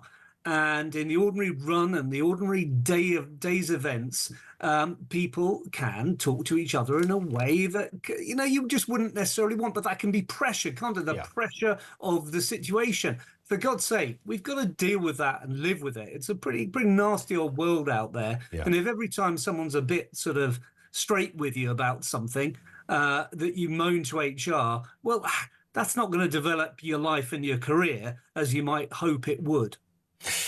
Absolutely bang on. Robert, great to have you on again. Thank you. Robert Taylor, journalist and broadcaster. I think HR departments, and I have to say this nicely because we've got a great HR department here in this building. It's massive and it's run by good people. I get that. But it used to be called personnel, didn't it, back in the day? And personnel really existed. So, you know, you started a new job and, you know, Madge in personnel would tell you what your tax code was, or, you know, stuff like that. That's kind of it. It wasn't really to deal with your feelings. And I think that's what's gone wrong. We do talk about this quite a bit, don't we, in terms of feelings in the workplace, particularly in areas where public sector areas, and I always mention the BBC as being a kind of an obvious example of feelings, and that the meetings I would go to where somebody would ask, how is everyone feeling? And I'd think, why are you asking, how is everyone? We've just done a radio show, mate. You're asking how we're feeling? Can we talk about the radio show? And nothing was ever bad. There was never, you know, if there was criticism of something, it would be very muted and almost to the point of ridiculousness. Whereas in the commercial sector, somebody goes, that guest you had on was absolutely bloody awful. Don't ever book them again. Don't ever book them again because they were useless. No, don't do it. Why did you do that subject, by the way? You know, somebody will say it out loud. That's how it works. 0344 499 1000. We'll take some more calls in just a sec. This comes from Matt, who says, Matt's in Newport, thank you for being balanced over the death of Henry. A breath of fresh air. Matt, thank you for that. There is, like all subjects, there are... and it's always hard when you're talking about the life of a young person, in this case, that was snuffed out in such a horrific way, and then subsequently what happened. But even the most challenging stuff that does naturally fire up a very instant form of upset and anger, a heady mixture of the two. But also division, and division in... It takes nothing now for division to become the sort of central plank of any dilemma. Do you think this, or do you think that? And I get it, because we do live in fairly divided times. We've got a bit of that. That happens from time to time. But, of course, on top of all of that, we've got, you know, nuances. There are undoubtedly... That's what court cases are for, because they throw the stuff up. You know, I say to people often, there's a good reason why judges say to juries, you know, leave your emotions at the door, because it's not about emotions. This is not about... feeling emotional. This is not about saying, you know... Because if you ran court cases on emotions and people's feelings, then everybody would be found guilty, right? You know, you couldn't possibly have it any other way. So you have to kind of park that and get to the facts. And when you get to the facts, you might find some uncomfortable things that don't suit your initial feeling or your perception. But we live in a world now where even when those facts are thrown up, people will either ignore them deliberately and say, I don't believe that, even though it's a fact. And you can have your own opinions, you can't have your own facts, but we'll ignore that because this is what I want to feel and think. And when it comes to stories as serious as the loss of a young lad's life at 18, it's so haunting. And the footage, I don't know if I'll ever watch again, frankly, because it was arguably one of the worst things I've ever seen, because we know what happened, and the police officers, the voices in the background, the perpetrator, the murderer, all of that. Poor Henry can't hardly say his own name. A story like that deserves a little bit more than divisiveness, right? It really does. It deserves a bit of an... If we have to analyse this, it deserves some intelligence, I'd like to think. David is down in London. On Ed Miliband, David, what's happening? Good afternoon to you. Hi, Ian, thanks. Hi. What I want to know, Ian, is what is Ed Miliband's target? What is he trying to achieve? Is he trying to achieve a world where the temperature is 1 degree less, 2 degrees less, or where we live in a world where there's no more wildfires? Do you see what I mean? He seems to think that the weather climate can be controlled like a thermostat. Do you see what I mean? He's saving the world. Honestly, David, you're so cynical about this man. Generations are going to be alive when previously they would have just fried to death. Well, people need to research this subject. I have. There's no climate problem whatsoever. It goes in cycles, and it's affected by many, many things. And he's deluded himself if he thinks he can a few wind turbines and solar panels. It's just ridiculous, Ian. Why is... And this is the bit I don't get, right? This isn't a subject... every now and again I try to go down the rabbit hole and have a little look, and I'm sure you've done it too, David. And... sometimes you end up gravitating to the opinions that perhaps are more palatable to yourself, and you go, oh, I quite like. It's a bit like, you know, with COVID vaccines is a good one, right? When all that was going on, I've lost count of. Somebody would always send you a doctor, a clip of a doctor going, "Do not take these; they will poison you. They've been designed to play with your genes and ultimately kill you." Why are you not talking about this, Collins? I'd always get this, David, and I think, well, but that's fine that there are doctors and medical people and scientists that think that, but there are about 1 trillion more that don't. So my temptation is to go with 1 trillion more that don't. And with the climate thing, I don't know whether, because all these scientists that say we've got a problem, are they all lying? Yeah. Well, I do know that a lot of these people are funded, Ian, and I agree with you. It's so easy. But would they change? Would a scientist who trained their life, would they change their data because someone had sent $2,000 into the pot to help their research? Well, yes, and wouldn't that waste of time being a scientist? I might be being naive here, David. I honestly do not know the answer. Yeah. No, I know this is the problem, but we need to have a real debate with a variety of scientists to find out what the truth is. Real. Yeah. I don't think, and I base this because I've got no qualification for this. I honestly don't think we're all going to die. I think we can say that much. And, you know, if you look at how COVID, just to go back to that, was dealt with in terms of lockdowns, if we were going to die, then you wouldn't still be able to buy a gas-guzzling 4x4. I know they're being phased out. That stuff wouldn't be for sale. It would be illegal, wouldn't it? Be illegal. This is going to die. We're going to die. Folkestone is going to be underwater in half an hour, and you're selling cars that cause the problem. We wouldn't be able to. That's my kind of obvious and slightly crude take on it. Listen, David, I've got to run, but thank you. Great call. 0344 499 1000. Betty says it's not called HR anymore. It's called people and culture, and everything is the employee's manager's fault. Is it called people and culture around here now? Is it still called HR? Oh, it's still called HR around here. But yes, I have heard that, as Betty says.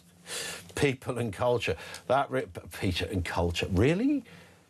Like I said before, it's meant to be an organisation that will take your tax number and works out when payday is and tells you what form to fill out so that you can get your pass. That's what it used to be. People and culture. Get in the bin.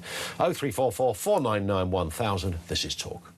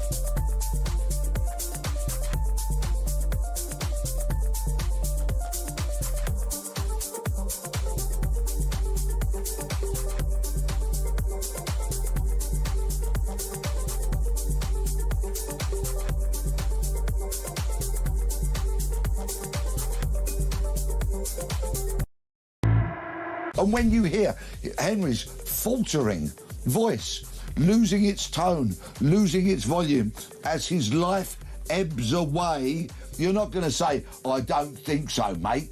You're going to make a dynamic risk assessment of the situation as you arrive there and immediately go, none of this makes sense. Let's find out what's really happened. And when somebody tells you they've been stabbed, your first job as a police officer is the preservation of life. That police officer who said, I don't think so, mate, has no place in policing. Quite right. Get rid of him.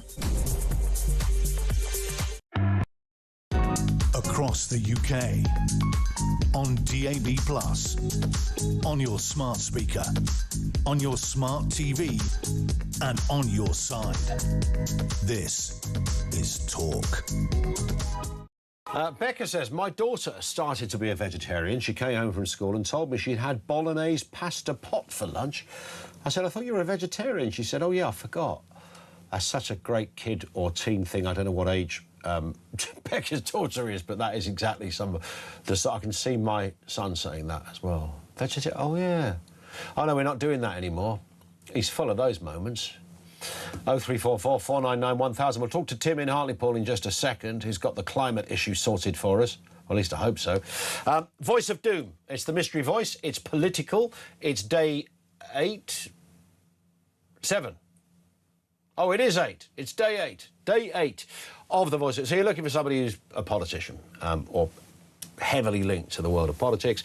Dead or alive, left-wing, right-wing, male or female. One question. Who is this? In how we think about... Past or present, any party. Who could it be? Here it is again. In how we think about... If you think you know who that is... it's not a prize, by the way. We're not sending you to America for some World Cup tickets. 873... Well, we are, actually, but that's a little later. 87222. 87222 if you think you know and you get the joy of saying, I won it, and that's it. 87222 if you know who this is. In how we think about... And if we get a right answer, we'll tell you after the news. This is Tim in Hartlepool. Sort it out, Tim. What's going on? Hi, you there. Hi. Yeah, so the facts are that the most recognised scientists globally that believe we are in a serious climate change set of circumstances also believe that the sea level, for example, won't rise beyond more than 70 centimetres in the next 100 years. But also, they also agree that the rise of 70 centimetres the majority of it will happen after the next 50 years when things have got warm enough to make it really sort of, adding onto itself. So I'm not sure why we need to be worrying about that kind of change in, for example, sea levels when you have fusion technology, which is limitless, carbon-free energy, which is what is perceived now to be available well within the next 20 years. In fact, there are major contracts out there now with companies who have signed contracts to deliver fusion energy well before that. So there you have, to me, a no-brainer. Just don't go crazy on climate change through, Am I right in saying, Tim, that I've forgotten the name, the Intergovernmental Climate Change Panel thing, that actually some of the forecasts that they make, which is often referred to by the likes of Ed Miliband, look what they've said, that much of what they include in their reporting are worst-case scenarios, not typical scenarios. Yeah. In fact, have they not just moved away and owned up to the fact that they are not following the worst case, but that we're not doing as good as we might have hoped? Yes. That's fair. Look, we all want to clean up the planet, right? Nothing wrong with that. We just don't need to penalise ourselves and go back 200 years to do it. Well, no, and the crazy thing is, fusion energy, as I say, is literally limitless. Yeah. Has no carbon byproduct. The only problem attached with it is creating the infrastructure to get that energy into people's homes. But as quantum computers develop, there's a thing called quantum governance, which means all of the bureaucracy and red tape that takes things 10 years to happen can be instantly looked at. This is going to be, this is the bit that people are talking about AI, quantum computing in conjunction with it, all of that. You're absolutely bang on. We should do a whole show on quantum computing because it's not talked about enough. Tim, you've been brilliant. Thank you very much indeed for that. We are, among other things, climate change, the Ed Miliband, eat less meat potential directive. On that point of being an old vegan, this is a voice note, comes from Sarah in Croydon. These people get right on my nerves. Head of campaigns for the Vegan Society telling me how much veg I should be eating. I'm sorry, I'm quite capable. As an adult, I'm now 51, Ian, I'm quite capable of working out how much veg I want on my own plate. Thank you. Can they just stop poking their nose in my business and let me live my life? I am getting sick and tired of this. And then you've got Starmer standing up there, riling it all up again, basically calling us all far-right thugs. I am sick of it. Read the room and back off. Love it. Sarah, thank you very much. And I should say Sarah's in Croydon, and in Croydon there's quite a big IKEA there. And IKEA, people think of IKEA, word association, IKEA, Billy Bookshelf, do it yourself, put it up your tables, and all the rest of it. No, meatballs. Meatballs. That's what you think of at IKEA. The IKEA meatball is it's not quite KFC territory, but it's right up there, I'm telling you. So no. I don't think I can, you can take the meatballs from my cold, dead hand. Sarah, thank you very much indeed for that. And one here from Leslie who says, if you wear leather shoes and a belt, you are not a vegan. That's very true. Most vegans, I think, there are bound to be some you catch out. I think most would go, well, I wouldn't wear that. Or would you? And fish and bread was given out by Christ. Well, that was rather the point I made to our vegan guest, that Jesus was doing the fishy thing, wasn't he? He gave out all the fishes. And he didn't he feed 10,000 people or something with one fish? I mean, that is a miracle. Or is it a mackerel? I can't remember. 0344 499 1000. Let's get the news at 3 o'clock now.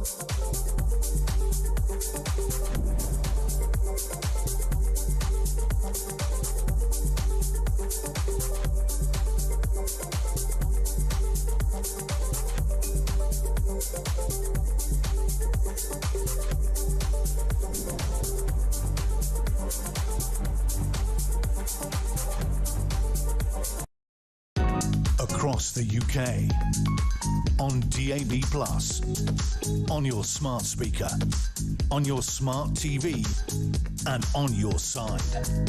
This is Talk.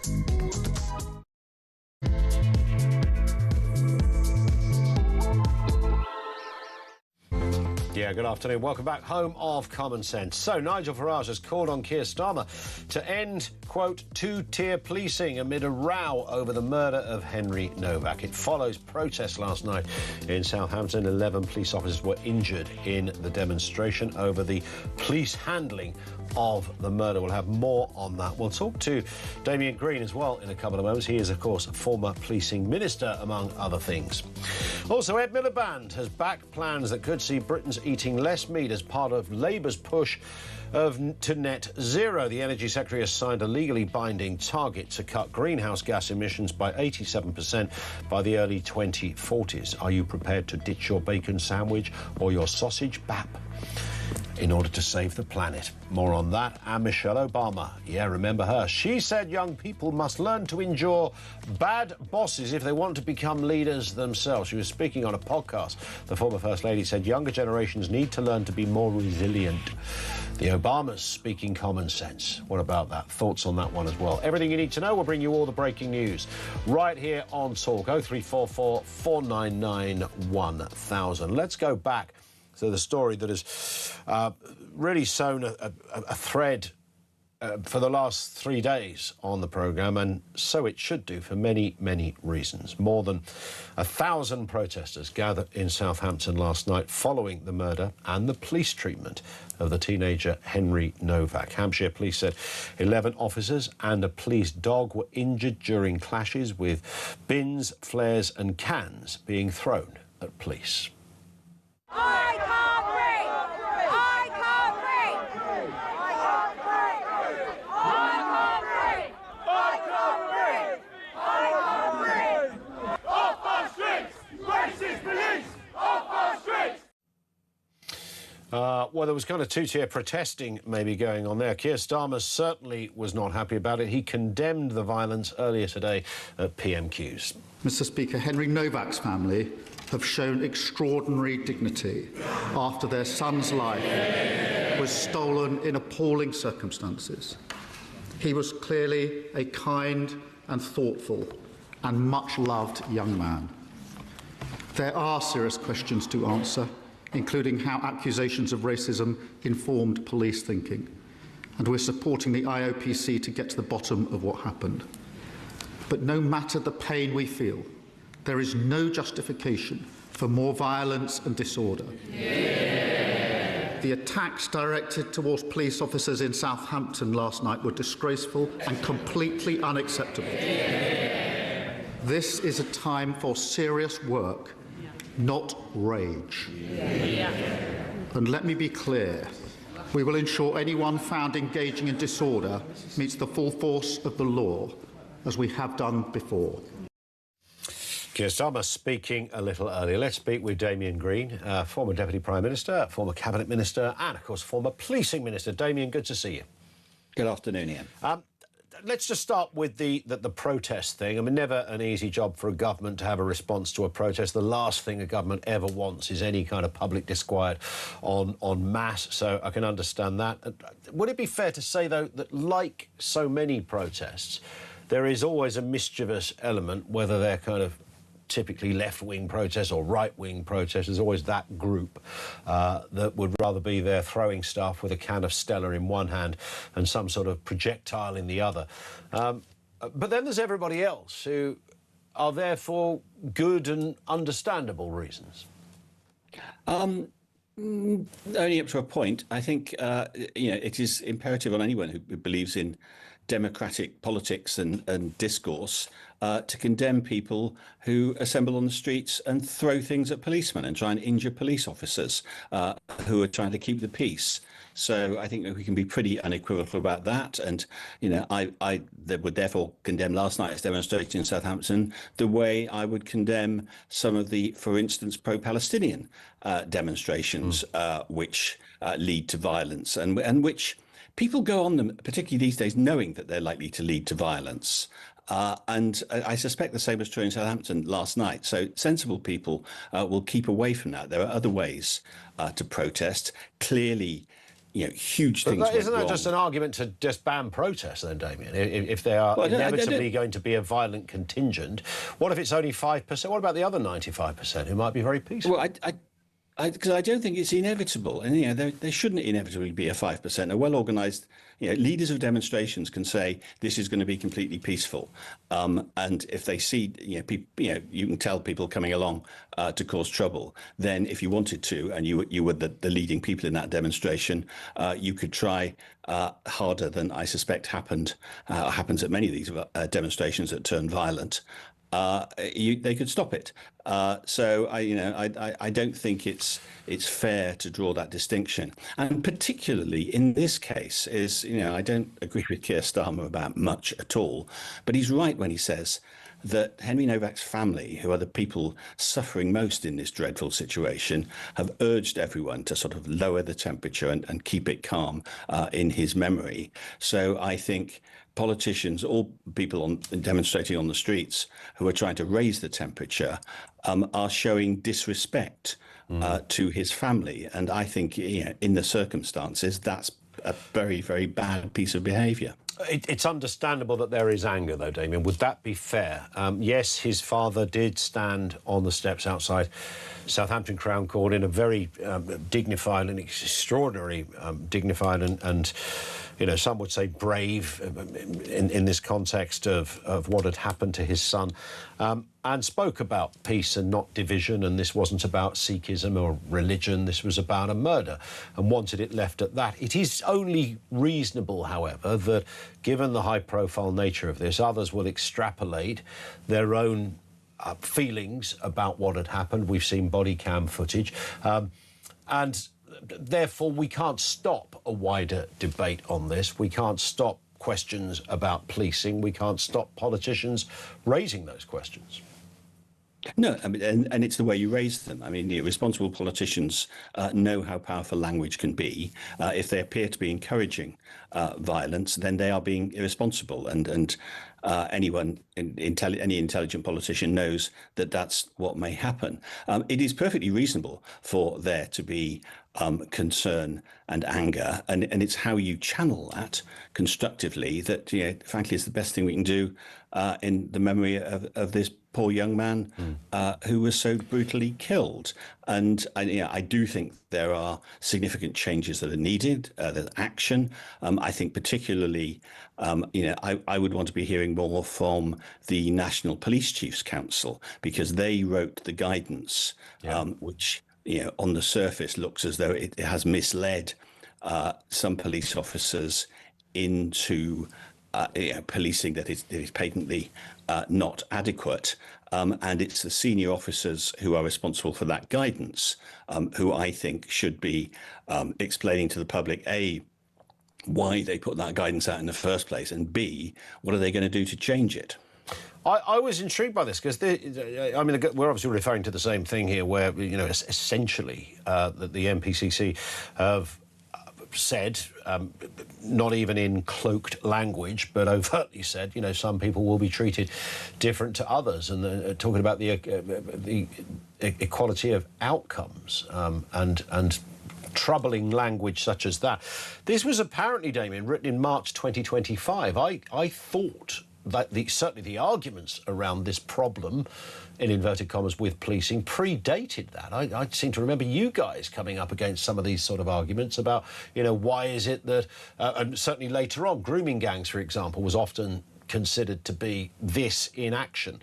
But this is apparently relatively recent from the NPCC.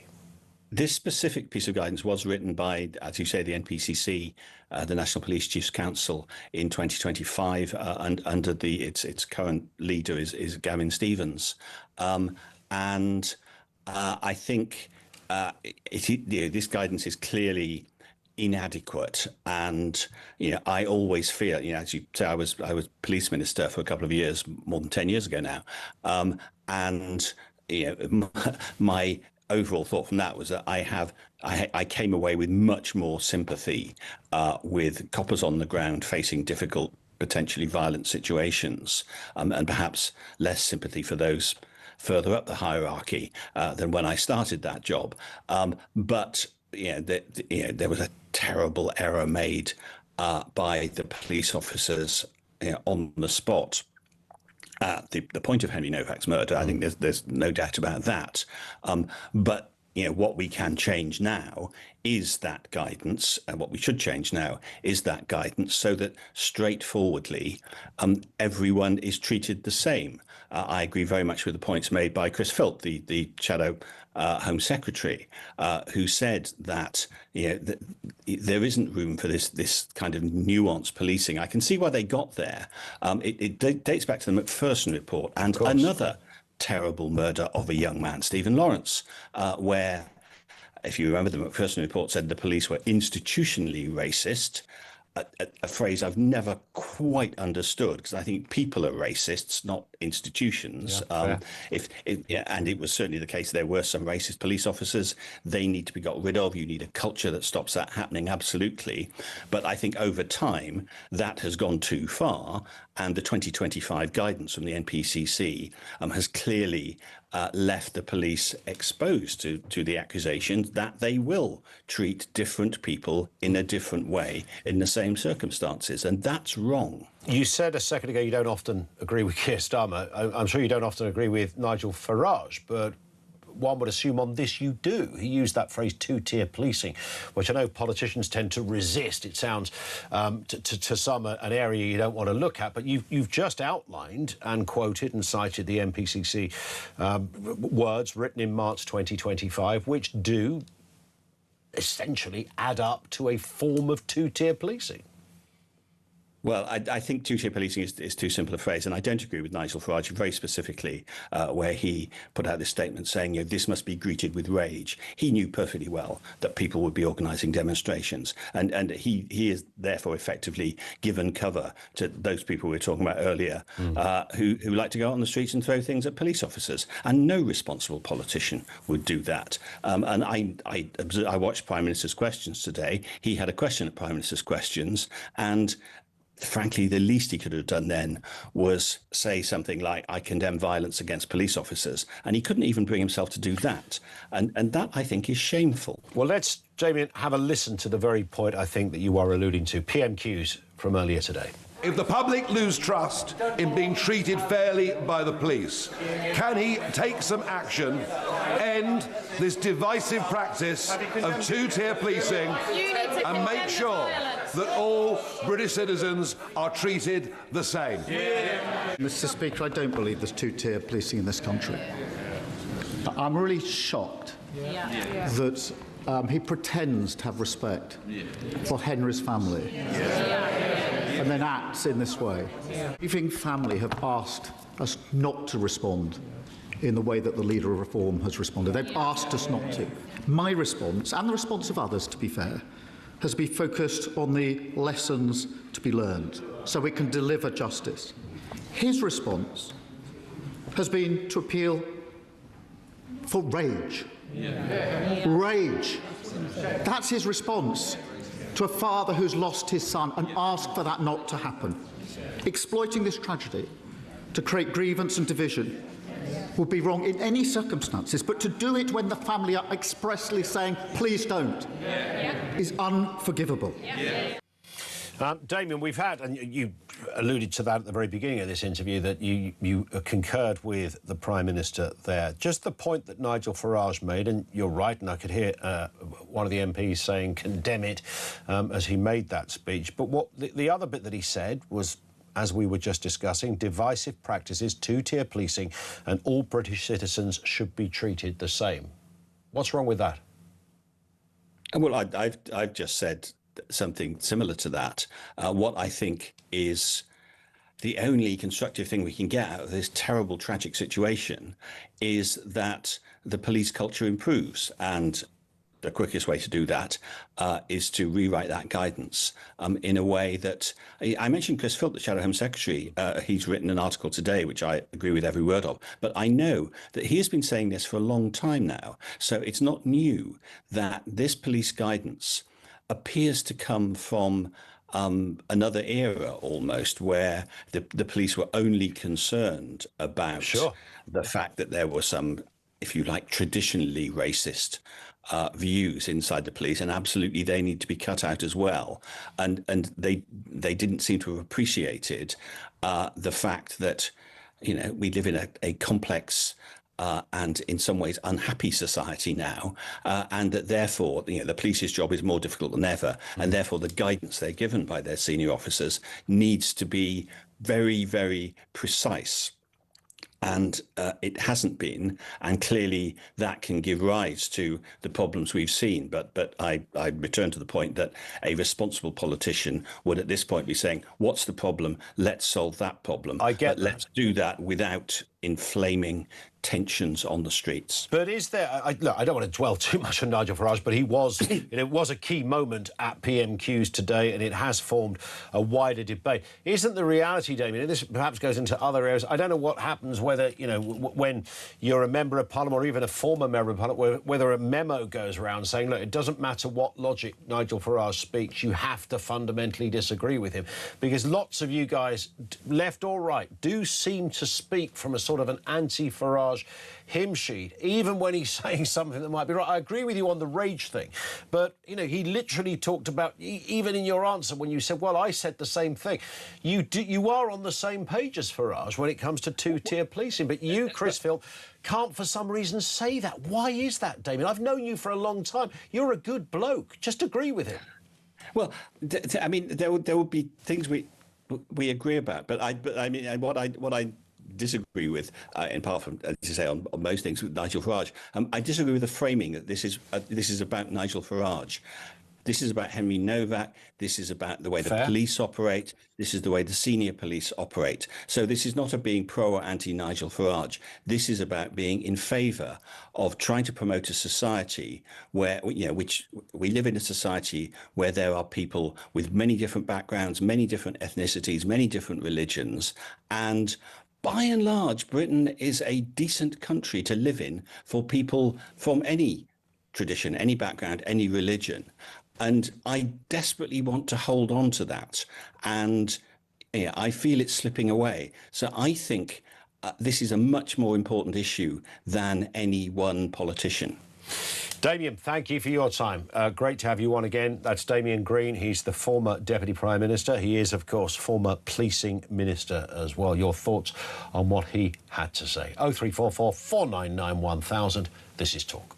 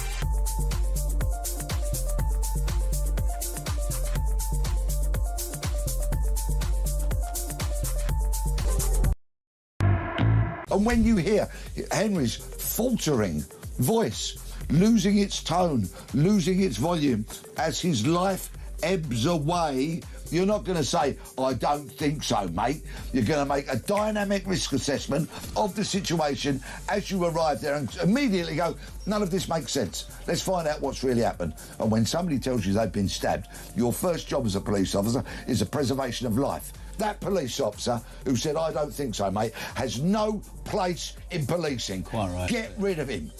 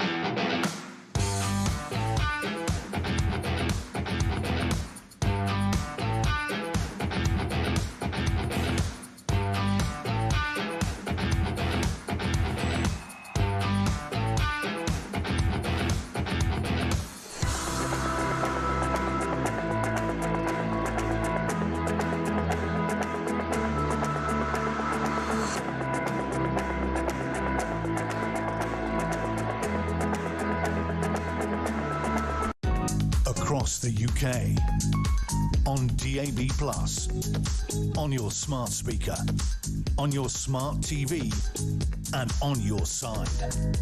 This is Talk. It is Talk. This comes from Natasha, who says, Ian, Damien Green, what a wet. That's why we've been having... That's why, having been a Conservative voter for years, forgive me, I won't vote for them again. Reform understand the feelings of the people. That is the bit. I mean, Damien Green is a heck of a nice man. Oddly, he used to be my MP, and the first row I ever, sort of a row I had with a politician. In fact, the only time I've had the politician on the doorstep thing was when I lived in Ashford, and there was, I can't remember what the election was, and I looked out my window, like at the bedroom window, and I saw him and a group, like, canvassing and knocking on doors, but they didn't knock on my door. And so I went out and I said to one of the people who was with, I said, is Mr Green going to come and knock on my door? So, well, he can't knock on every door. I said, well, why doesn't he knock on? That'd be great. And then he knocked, and then I think he regretted knocking, because he probably thought, oh, this is a bit annoying, because this fella sort of has a rough idea what he was talking about. It was about leaving the EU, not the 2016, prior to that. And I think he was working for John Major at the time, or something like that, and it was... Yeah, it went on and on, this discussion. And then, obviously, journalistic, I got to know the bloke, and he's a very nice man. But he's also, I think, the problem with contemporary politics that Nigel Farage has spotted and so many others haven't. That, you know, being a nice bloke, left or right, somewhere in the middle, doesn't really cut it anymore. Tony is down in Kent. How you doing, Tony? Hello, Ian. Thanks for taking my call. Pleasure. I was just, I've been watching what's been going on today at Parliament, and one of the things for me, I'm 65 years old, and I remember when we had a bit of respect for the Parliament and the government, and around the world people looked upon us as being the kind of schooling for that kind of process, you know? But now it just goes on, and the cheering and the jeering and everything that's going on, it's more like a school playground. If I was at school, my teacher would be coming up and clipping me around the ear. Keep quiet while people are debating or talking. And we don't seem to be getting any solutions, and it's all about point scoring. You know, I don't see... And there is a lot of that. Yeah, I mean, do you feel frustrated with all of them, Tony? All of them, really, really. I mean, you know, people get up, and I want to hear what they're going to say, and they should be allowed to do that. The Speaker himself, I believe, you know, is at a fault a lot of the time, whereas he should be making it more professional, more, you know, so that we can hear these debates and solutions. It's a bit tricky, isn't it? Because, you know, I was just saying that we need more animated politicians who speak from the heart and the gut, you know, who know how to... So Farage does really well on that. But equally, we can't give everyone a free pass. Doesn't mean you're right just because you're passionate. Yeah. Yeah, exactly. So that there's also there's a tricky bit there, because it sells really well. If you make people feel that there's a big old injustice out there, then that's pretty good for business at the ballot box. But so you've got to be truthful, but you've got to be passionate and truthful. And also for all of us, not just minorities, you know. I mean, I believe that... 100%, yeah. Well, at least Damien Green did get that point, that, you know, there is clearly a problem with policing, and this piece that was written in 2025 about, you know, where there might be, you know, we might not treat everybody the same. They've said it out loud. Yeah, I mean, I grew up in the Old Kent Road. I had friends, Jamaican friends. We were all together. We had Indian friends. The local bobby would come around and clip us around the ear because we were doing something naughty. And there was a respect for that, you know, there was a respect for the police. Now that's gone. The government, we've got no respect for it. You know, it's disheartening. And it's, for me, for my grandchildren, I feel for them. I don't know what this country's going to be like in a few years. You do wonder that, yeah. You think of your kids and your grandkids and think, what will it look like? I know. And I mean, I hope that reform are as good as what they say and we do get a change. That's what I'm hoping, because I believe everybody else is just out to fend their own nest. I don't believe they're really, truly, you know, for the people anymore. I get it. Tony, lovely to have you on with us. Thank you, mate, for that. Great call. 0344 499 1000. Reference my earlier comment about IKEA meatballs. Angie says IKEA meatballs are disgusting and overrated. Give me a greasy kebab any day of the week. All right. Somebody once told me that IKEA meatballs are reindeer testicles. Now, I think that is an urban myth. In fact, I know it's an urban myth, but it did for a split second kind of, I thought, well, that makes sense. Was it Norwegian, isn't it, the IKEA thing? Is it Norwegian? It's Norwegian, isn't it? Over there, got a few reindeer in that neck of the woods. Swedish, sorry, Swedish. Yeah, Swedish. Yeah, who said Norwegian? Swedish. They got reindeer in, they've got loads of reindeer. And each reindeer could provide 2 meatballs, I suppose. So you'd have to probably go through a lot of reindeer to get a packet of frozen meatballs, wouldn't you? If that were the case, which, of course, it isn't. Matthew's in Warrington. Matthew, what have you got for us? Afternoon. Afternoon, Ian. Good to speak to you again, mate. You too. Yeah, Starmer. Yeah. He said in his statement that anyone who's going to protest and be naughty, he's going to come down again with a full arm of the law, like he did in Southport. Yeah. But he's never made that statement when there's been the problem with the Jewish communities or anything else. It's only twice he's done that, and that's when it's been a bit white-ringed and it's been something. And I get the families asking for a bit of peace and quiet, and no one has actually said anything towards the Sheiks community, because everyone knows the Sheikh community is a good community and they're all good people. But what the time when he said that, no one knew what was on this video call, on the cam messages. That wasn't out in the general public, and we as the public have got the right, and our politicians the right, to debate what was said by them police officers. Yeah. And it was released after the father had said this. And, you know, if I lost my son, that poor lad and that poor family at 18, I know he's a man, but he's not. He's a child. He's only just turned 18. He's at university. Correct. And he's died that way, and he's been treated so poorly by the police. And whether he could have saved him or not, at least if someone could have held his hand and been there in his last dying moments and supported him, and that would have given some solace towards the family. But at the same time, there is a two-tier system, and it's shown all the time. It's constantly. There's no doubt about it. On this point, I mean, it's written by the National Police Chiefs Council. It's written down in black and white. But as a British citizen of whatever religion or whatever colour or creed or part of the United Kingdom you're from, you just want everyone to be treated the same. It doesn't matter if you're if you're Sikh or you're from Hong Kong or you're from Warrington as a churchman. If I broke the law, I expect to be treated exactly the same way as if you broke the law. What we're going to do is stop giving speeding tickets out because someone prays to Allah or someone prays to a Buddhist monk, or we're not going to give them a speeding I'd pray to anything to avoid a speeding ticket, though, you know, so fair play if you can get away with it, I guess. I hear you. Matthew, great call. Thank you very much indeed for that. 0344 499 1000. Angelo, or is it just me, says, blimey, I haven't heard the term switchboard since the 70s. We still use... Did I say switchboard? A caller said... The lady on the switchboard. Yeah, that's true. Lenny says, I'm speaking as a granddad. I believe Starmer has created a country where we are living in fear for the safety of our offspring. His two-tier justice started very soon after he won power. Regretting rage is the only way. Indigenous people can speak. Mikhail says, Collins, you talk about diversity, but how diverse are you and your people? When you say, well, you mean my family?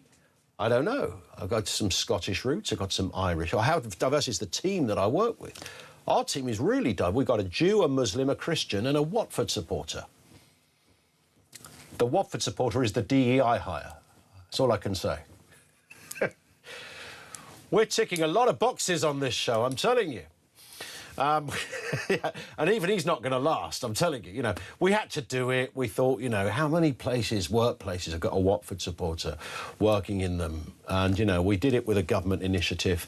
And it was one of Angela Rayner's legacy policies that she left. And it was turned out that Watford supporters were massively underrepresented in the workplace.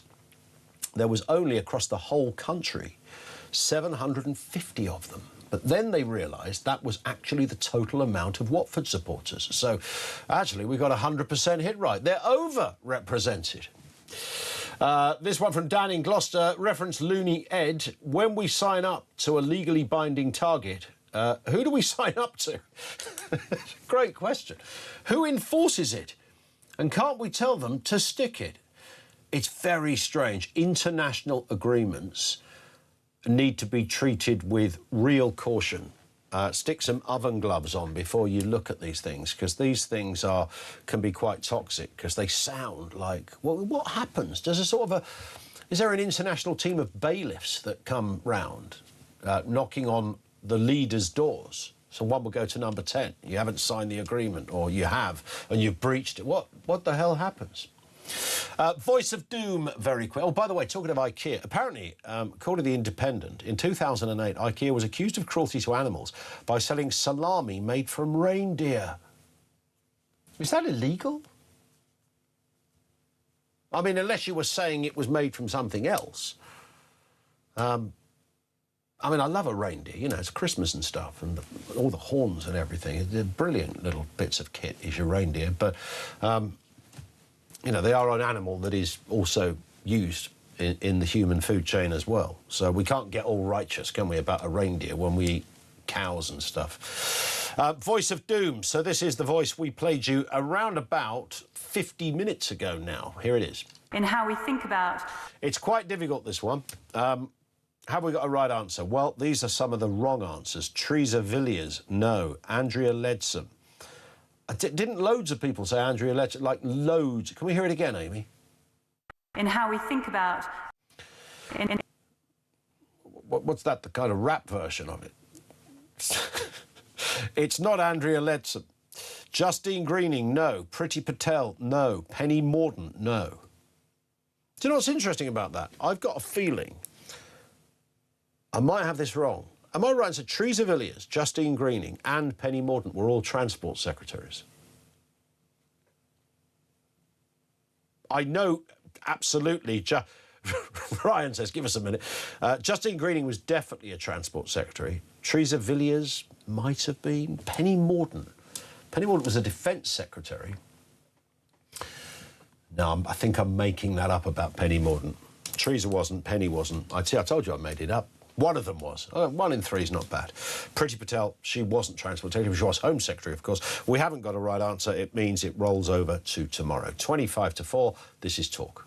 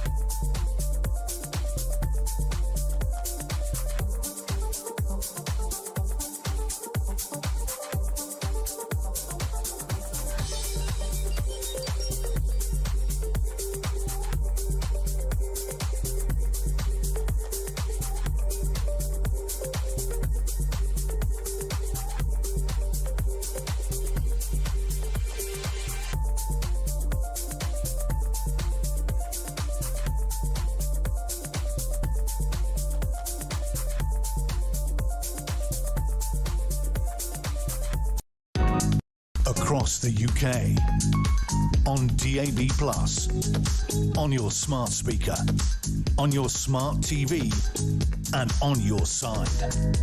This is Talk. It is Talk. Stand by, of course. Mark Dolan is here after the news. Kev's off for a week. He's gone for a bit of a break. Mark Dolan in the hot seat. Duncan Barks, 7 o'clock this evening. Great to see Duncan on the team sheet now, more regularly here at Talk. Looking forward to all of that. Now, Keir Starmer has clashed with Reform UK leader Nigel Farage at PMQs over the police's handling of the murder of the student Henry Novak. Referring to police anti-racism guidance, Mr Farage asked the Prime Minister to take action against what he called two-tier policing. Have a listen. If the public lose trust in being treated fairly by the police, can he take some action, end this divisive practice of two-tier policing and make sure that all British citizens are treated the same? Mr Speaker, I don't believe there's two-tier policing in this country. I'm really shocked that he pretends to have respect for Henry's family and then acts in this way. Grieving family have asked us not to respond in the way that the leader of Reform has responded. They've asked us not to. My response, and the response of others, to be fair, has been focused on the lessons to be learned so we can deliver justice. His response has been to appeal for rage. Rage. That's his response to a father who's lost his son and ask for that not to happen. Exploiting this tragedy to create grievance and division would be wrong in any circumstances, but to do it when the family are expressly saying, please don't, is unforgivable. Well, let's get a word on this element of protest, which I think is... to me, is deeply fascinating because we've talked about it so often in the last few years. Just Stop Oil seemed to never stop darkening our doorstep on a daily basis. We've had the pro-Palestine marches more recently, the Unite the Kingdom gathering more recently. And then what happened yesterday in Southampton was that a group of around about 1,000 people showed up because they were angry at mainly the police on what was called two-tier policing. Let's get a word from Lord Warnley, former government political violence advisor. John, good afternoon to you. Nice to have you with us, sir. Hi, Ian. Good to see you. It's tricky, isn't it? Protest, you know, we all support the right to protest. We understand it. I love the fact that I live in a country where you can protest about stuff I fundamentally disagree with. That actually makes me feel rather good that I disagree with it. And I love it even more when it happens just in the shadow of Parliament on Parliament Square there, because I think there's very few countries in the world that would allow people... I know it's a bit of a pain in the backside to get a tube when you're in there. I could see your eyes rolling at that one, John. But I just think the democratic imagery of that is rather splendid. But, of course, it doesn't come without a conversation. And what happened yesterday in Southampton, I'm sure many well-meaning people decided that they wanted to show their disquiet for what had happened. The tragedy of Henry's death and how people felt the policing ineptitude was central to the conversation. But, of course, there are always an element that will hijack a protest. What's your overarching view of this? Because police officers, there were 11 officers injured, and one would assume some arrests were made. I think a police dog was also injured too. How do you, as somebody who knows a bit about this world, what's your assessment? You're right that protest is a key part of what we are, who we are as a country, and I can absolutely understand people's anger over this, and I share it. But violence is never justified in these circumstances, and the fact that you mention the fact that there were 11 police officers injured, and you rightly mentioned that, shows that this is tipping over the line into potentially very dangerous territory. And you're right to mention those protests for left-wing causes of late. We should also remember the riots that happened in North London and in other areas in 2011, which was over people's perception of injustice, racism, policing issues, and we can't have, human though it may be to do so, but we can't have different approaches and level of tolerance to different incidences because we happen to sympathise with one cause or another, and that's why I think it's incumbent on all of us to be actually trying to keep this measured now. And on this on this example, with the clip that you showed with Nigel Farage and Prime Minister Keir Starmer, absolutely, in the narrow sense of what he said in the Commons, in needing to tackle this and restore people's faith in policing, Nigel Farage was right over that, but he must have known what he was doing overnight with his comment about rage. It was irresponsible, and people are right to point out that kind of language in this kind of atmosphere can have very serious damaging consequences. Yeah, I thought he missed a trick, John, to be honest, in not at that point. There were a couple of MPs you probably noticed shouting out, condemn the behaviour, and he could have used that moment as just before he went into his comments, which were perfectly reasonable. We had Damien Green on with us half an hour ago. He also said, he had the similar views about what had gone wrong. But he could have made that point and said, look, we don't want to see violence. We know this was not a good thing, and if people are protesting, it should be done peacefully.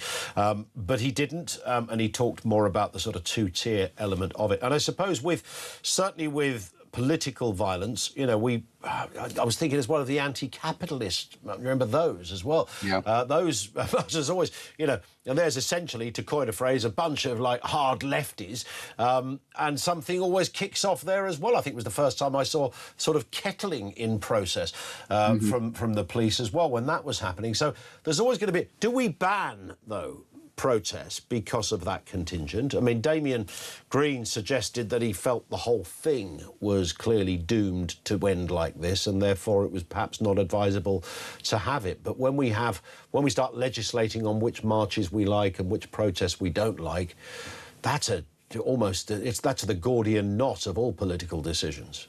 Yes, absolutely, and no one should be countenancing banning protests, but I think we should be much clearer as a country on where the line is between people being able to have their say in large numbers, sometimes angrily if they fear anger, but being clear that where that spills over into violent intimidation, or when it can cause levels of intimidation to particular communities like the Jewish community over the ongoing Palestine-Gaza protests, that actually the right to protest is not unqualified in this country. It never has been. It is balanced with the rights of communities and the rights of other individuals to be able to live their life free from harm. Now, in these particular instances where there is a flashpoint and people haven't really planned things in advance, but they feel the urge to get out onto the street and to make their view home. Well, on a one level, that is really understandable, but when you've got the situation where the police are having to protect the particular properties that were the house of the killer, or trying to find the identity of individual police officers, that is spilling over into mob rule. And it's incumbent on our political leaders, whether or not they want to champion the cause of police reform, and I have a lot of sympathy with that, but we cannot they must not marry that with essentially encouraging the mob because they think they might be able to get something out of it. Yeah, I think that's fair. Lord John Morley, thank you. Nice to see you again. Great to have you on with us, former government political violence advisor. It is a tricky one. I understand this particular protest yesterday was intending to make its way to the house of the family of the killer. Now, I mean, really? I mean, how was that going to end? How was that? Seriously? You haven't got to be on any side of this, and it's a bit of an ugly kind of sort of thought, isn't it, to think that there's a sort of good side, bad side. You know, this is not how this should be.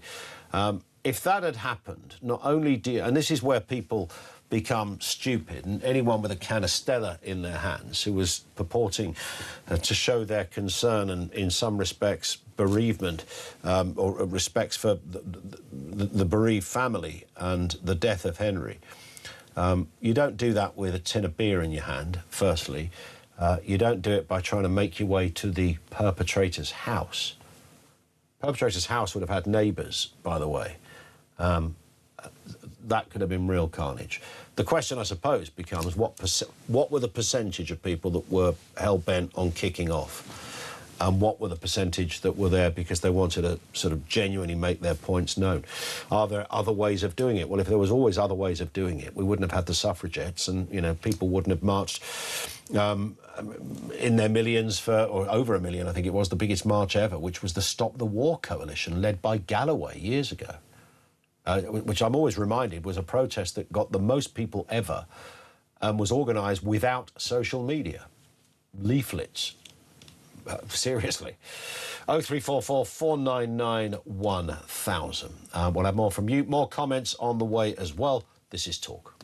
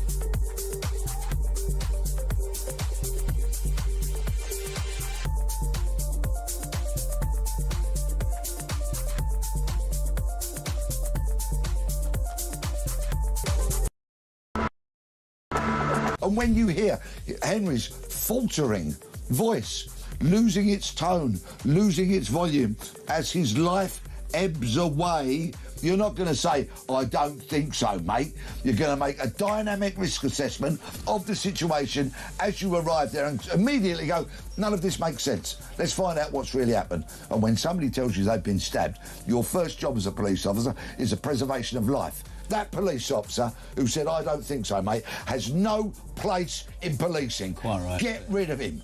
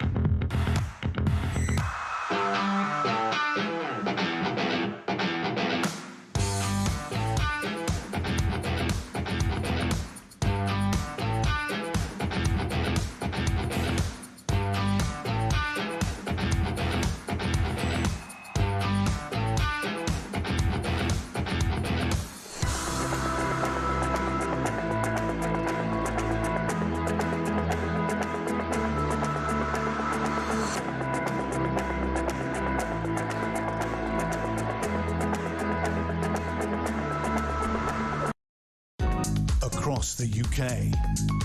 On DAB+, on your smart speaker, on your smart TV, and on your side. This is Talk.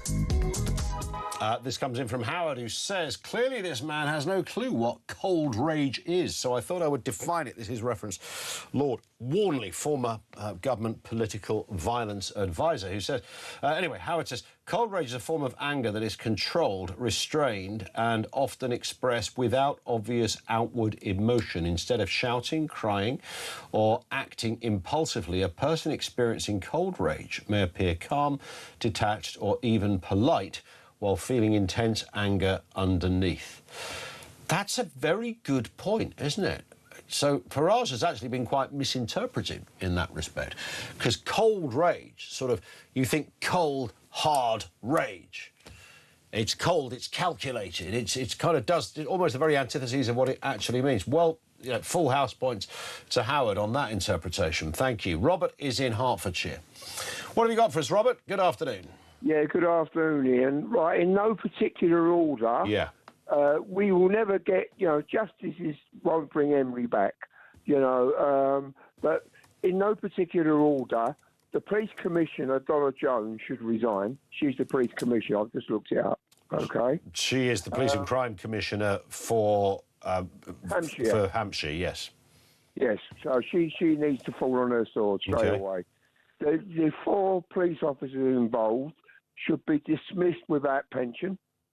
Without pension? No pension. Okay. No pension. You want... But that presupposes... I mean, I'm sorry to interject, but no, let you carry on with the list, Robert. All right, let me just finish it, and then you can pick it to pieces. You can pick it to pieces afterwards. Well. The killer's brother needs to be prosecuted for accessory to murder. Okay. I had another couple of those all in. Well, the killer's mother is probably going to go to jail anyway, and the killer's brother and father are also facing charges if they haven't already been put into the pipeline. Right, the Sikh sword should be banned from now on. If I was walking down the street with a Sikh friend, I had a bread knife up my jumper, and he had a Sikh ceremonial sword, I would be prosecuted. And we're both we're going in a dodgy area, so it's for our protection. The Sikh would get away with it, and I would be in prison. Yeah. Well, this guy should not have, as I understand it, shouldn't have been carrying a sword of that size. I think that kind of breaches what... but there are other ways you can display and have that symbolism with you without it looking like a lethal weapon, as it turned out to be. You've got a turban.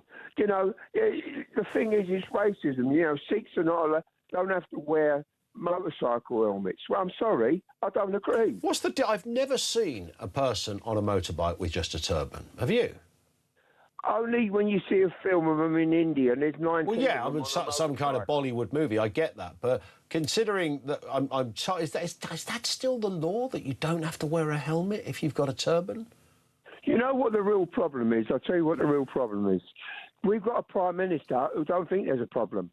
He's come out and said there's no such thing as 2-tier policing. So therefore, he's denying there's a problem. So, yeah, and he would have been better to have elaborated. I mean, he could have said, right, there's no such thing as 2-tier policing in the conventional sense that you reckon the old Bill go out every day and go, I'm going to nick him, not him.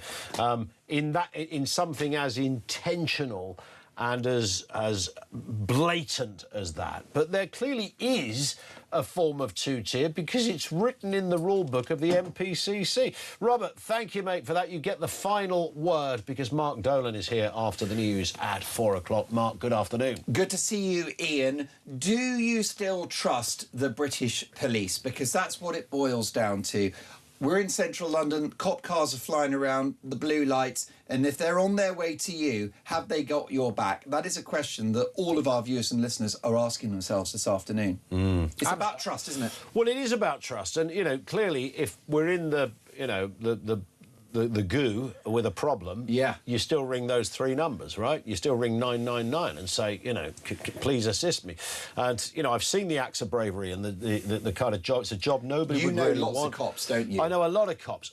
But, of course, that doesn't mean something doesn't go wrong. You know, the Police Federation, who represent rank-and-file police officers, spend their day also representing officers that have been called into question or arrested or facing charges. You know, that's also what they do. So the police would not deny that there are often issues in their ranks. It's there for all to see. Most definitely. I wonder if there are parallels with the feminist movement, with Me Too, other such movements, with an overcorrection.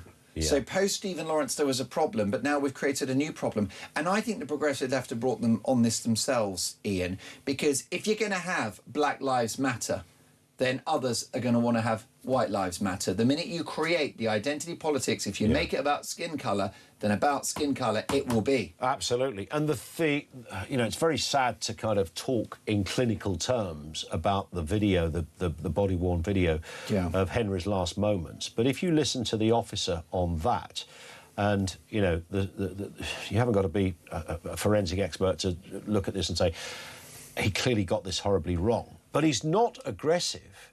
He's actually quite calm and quite polite.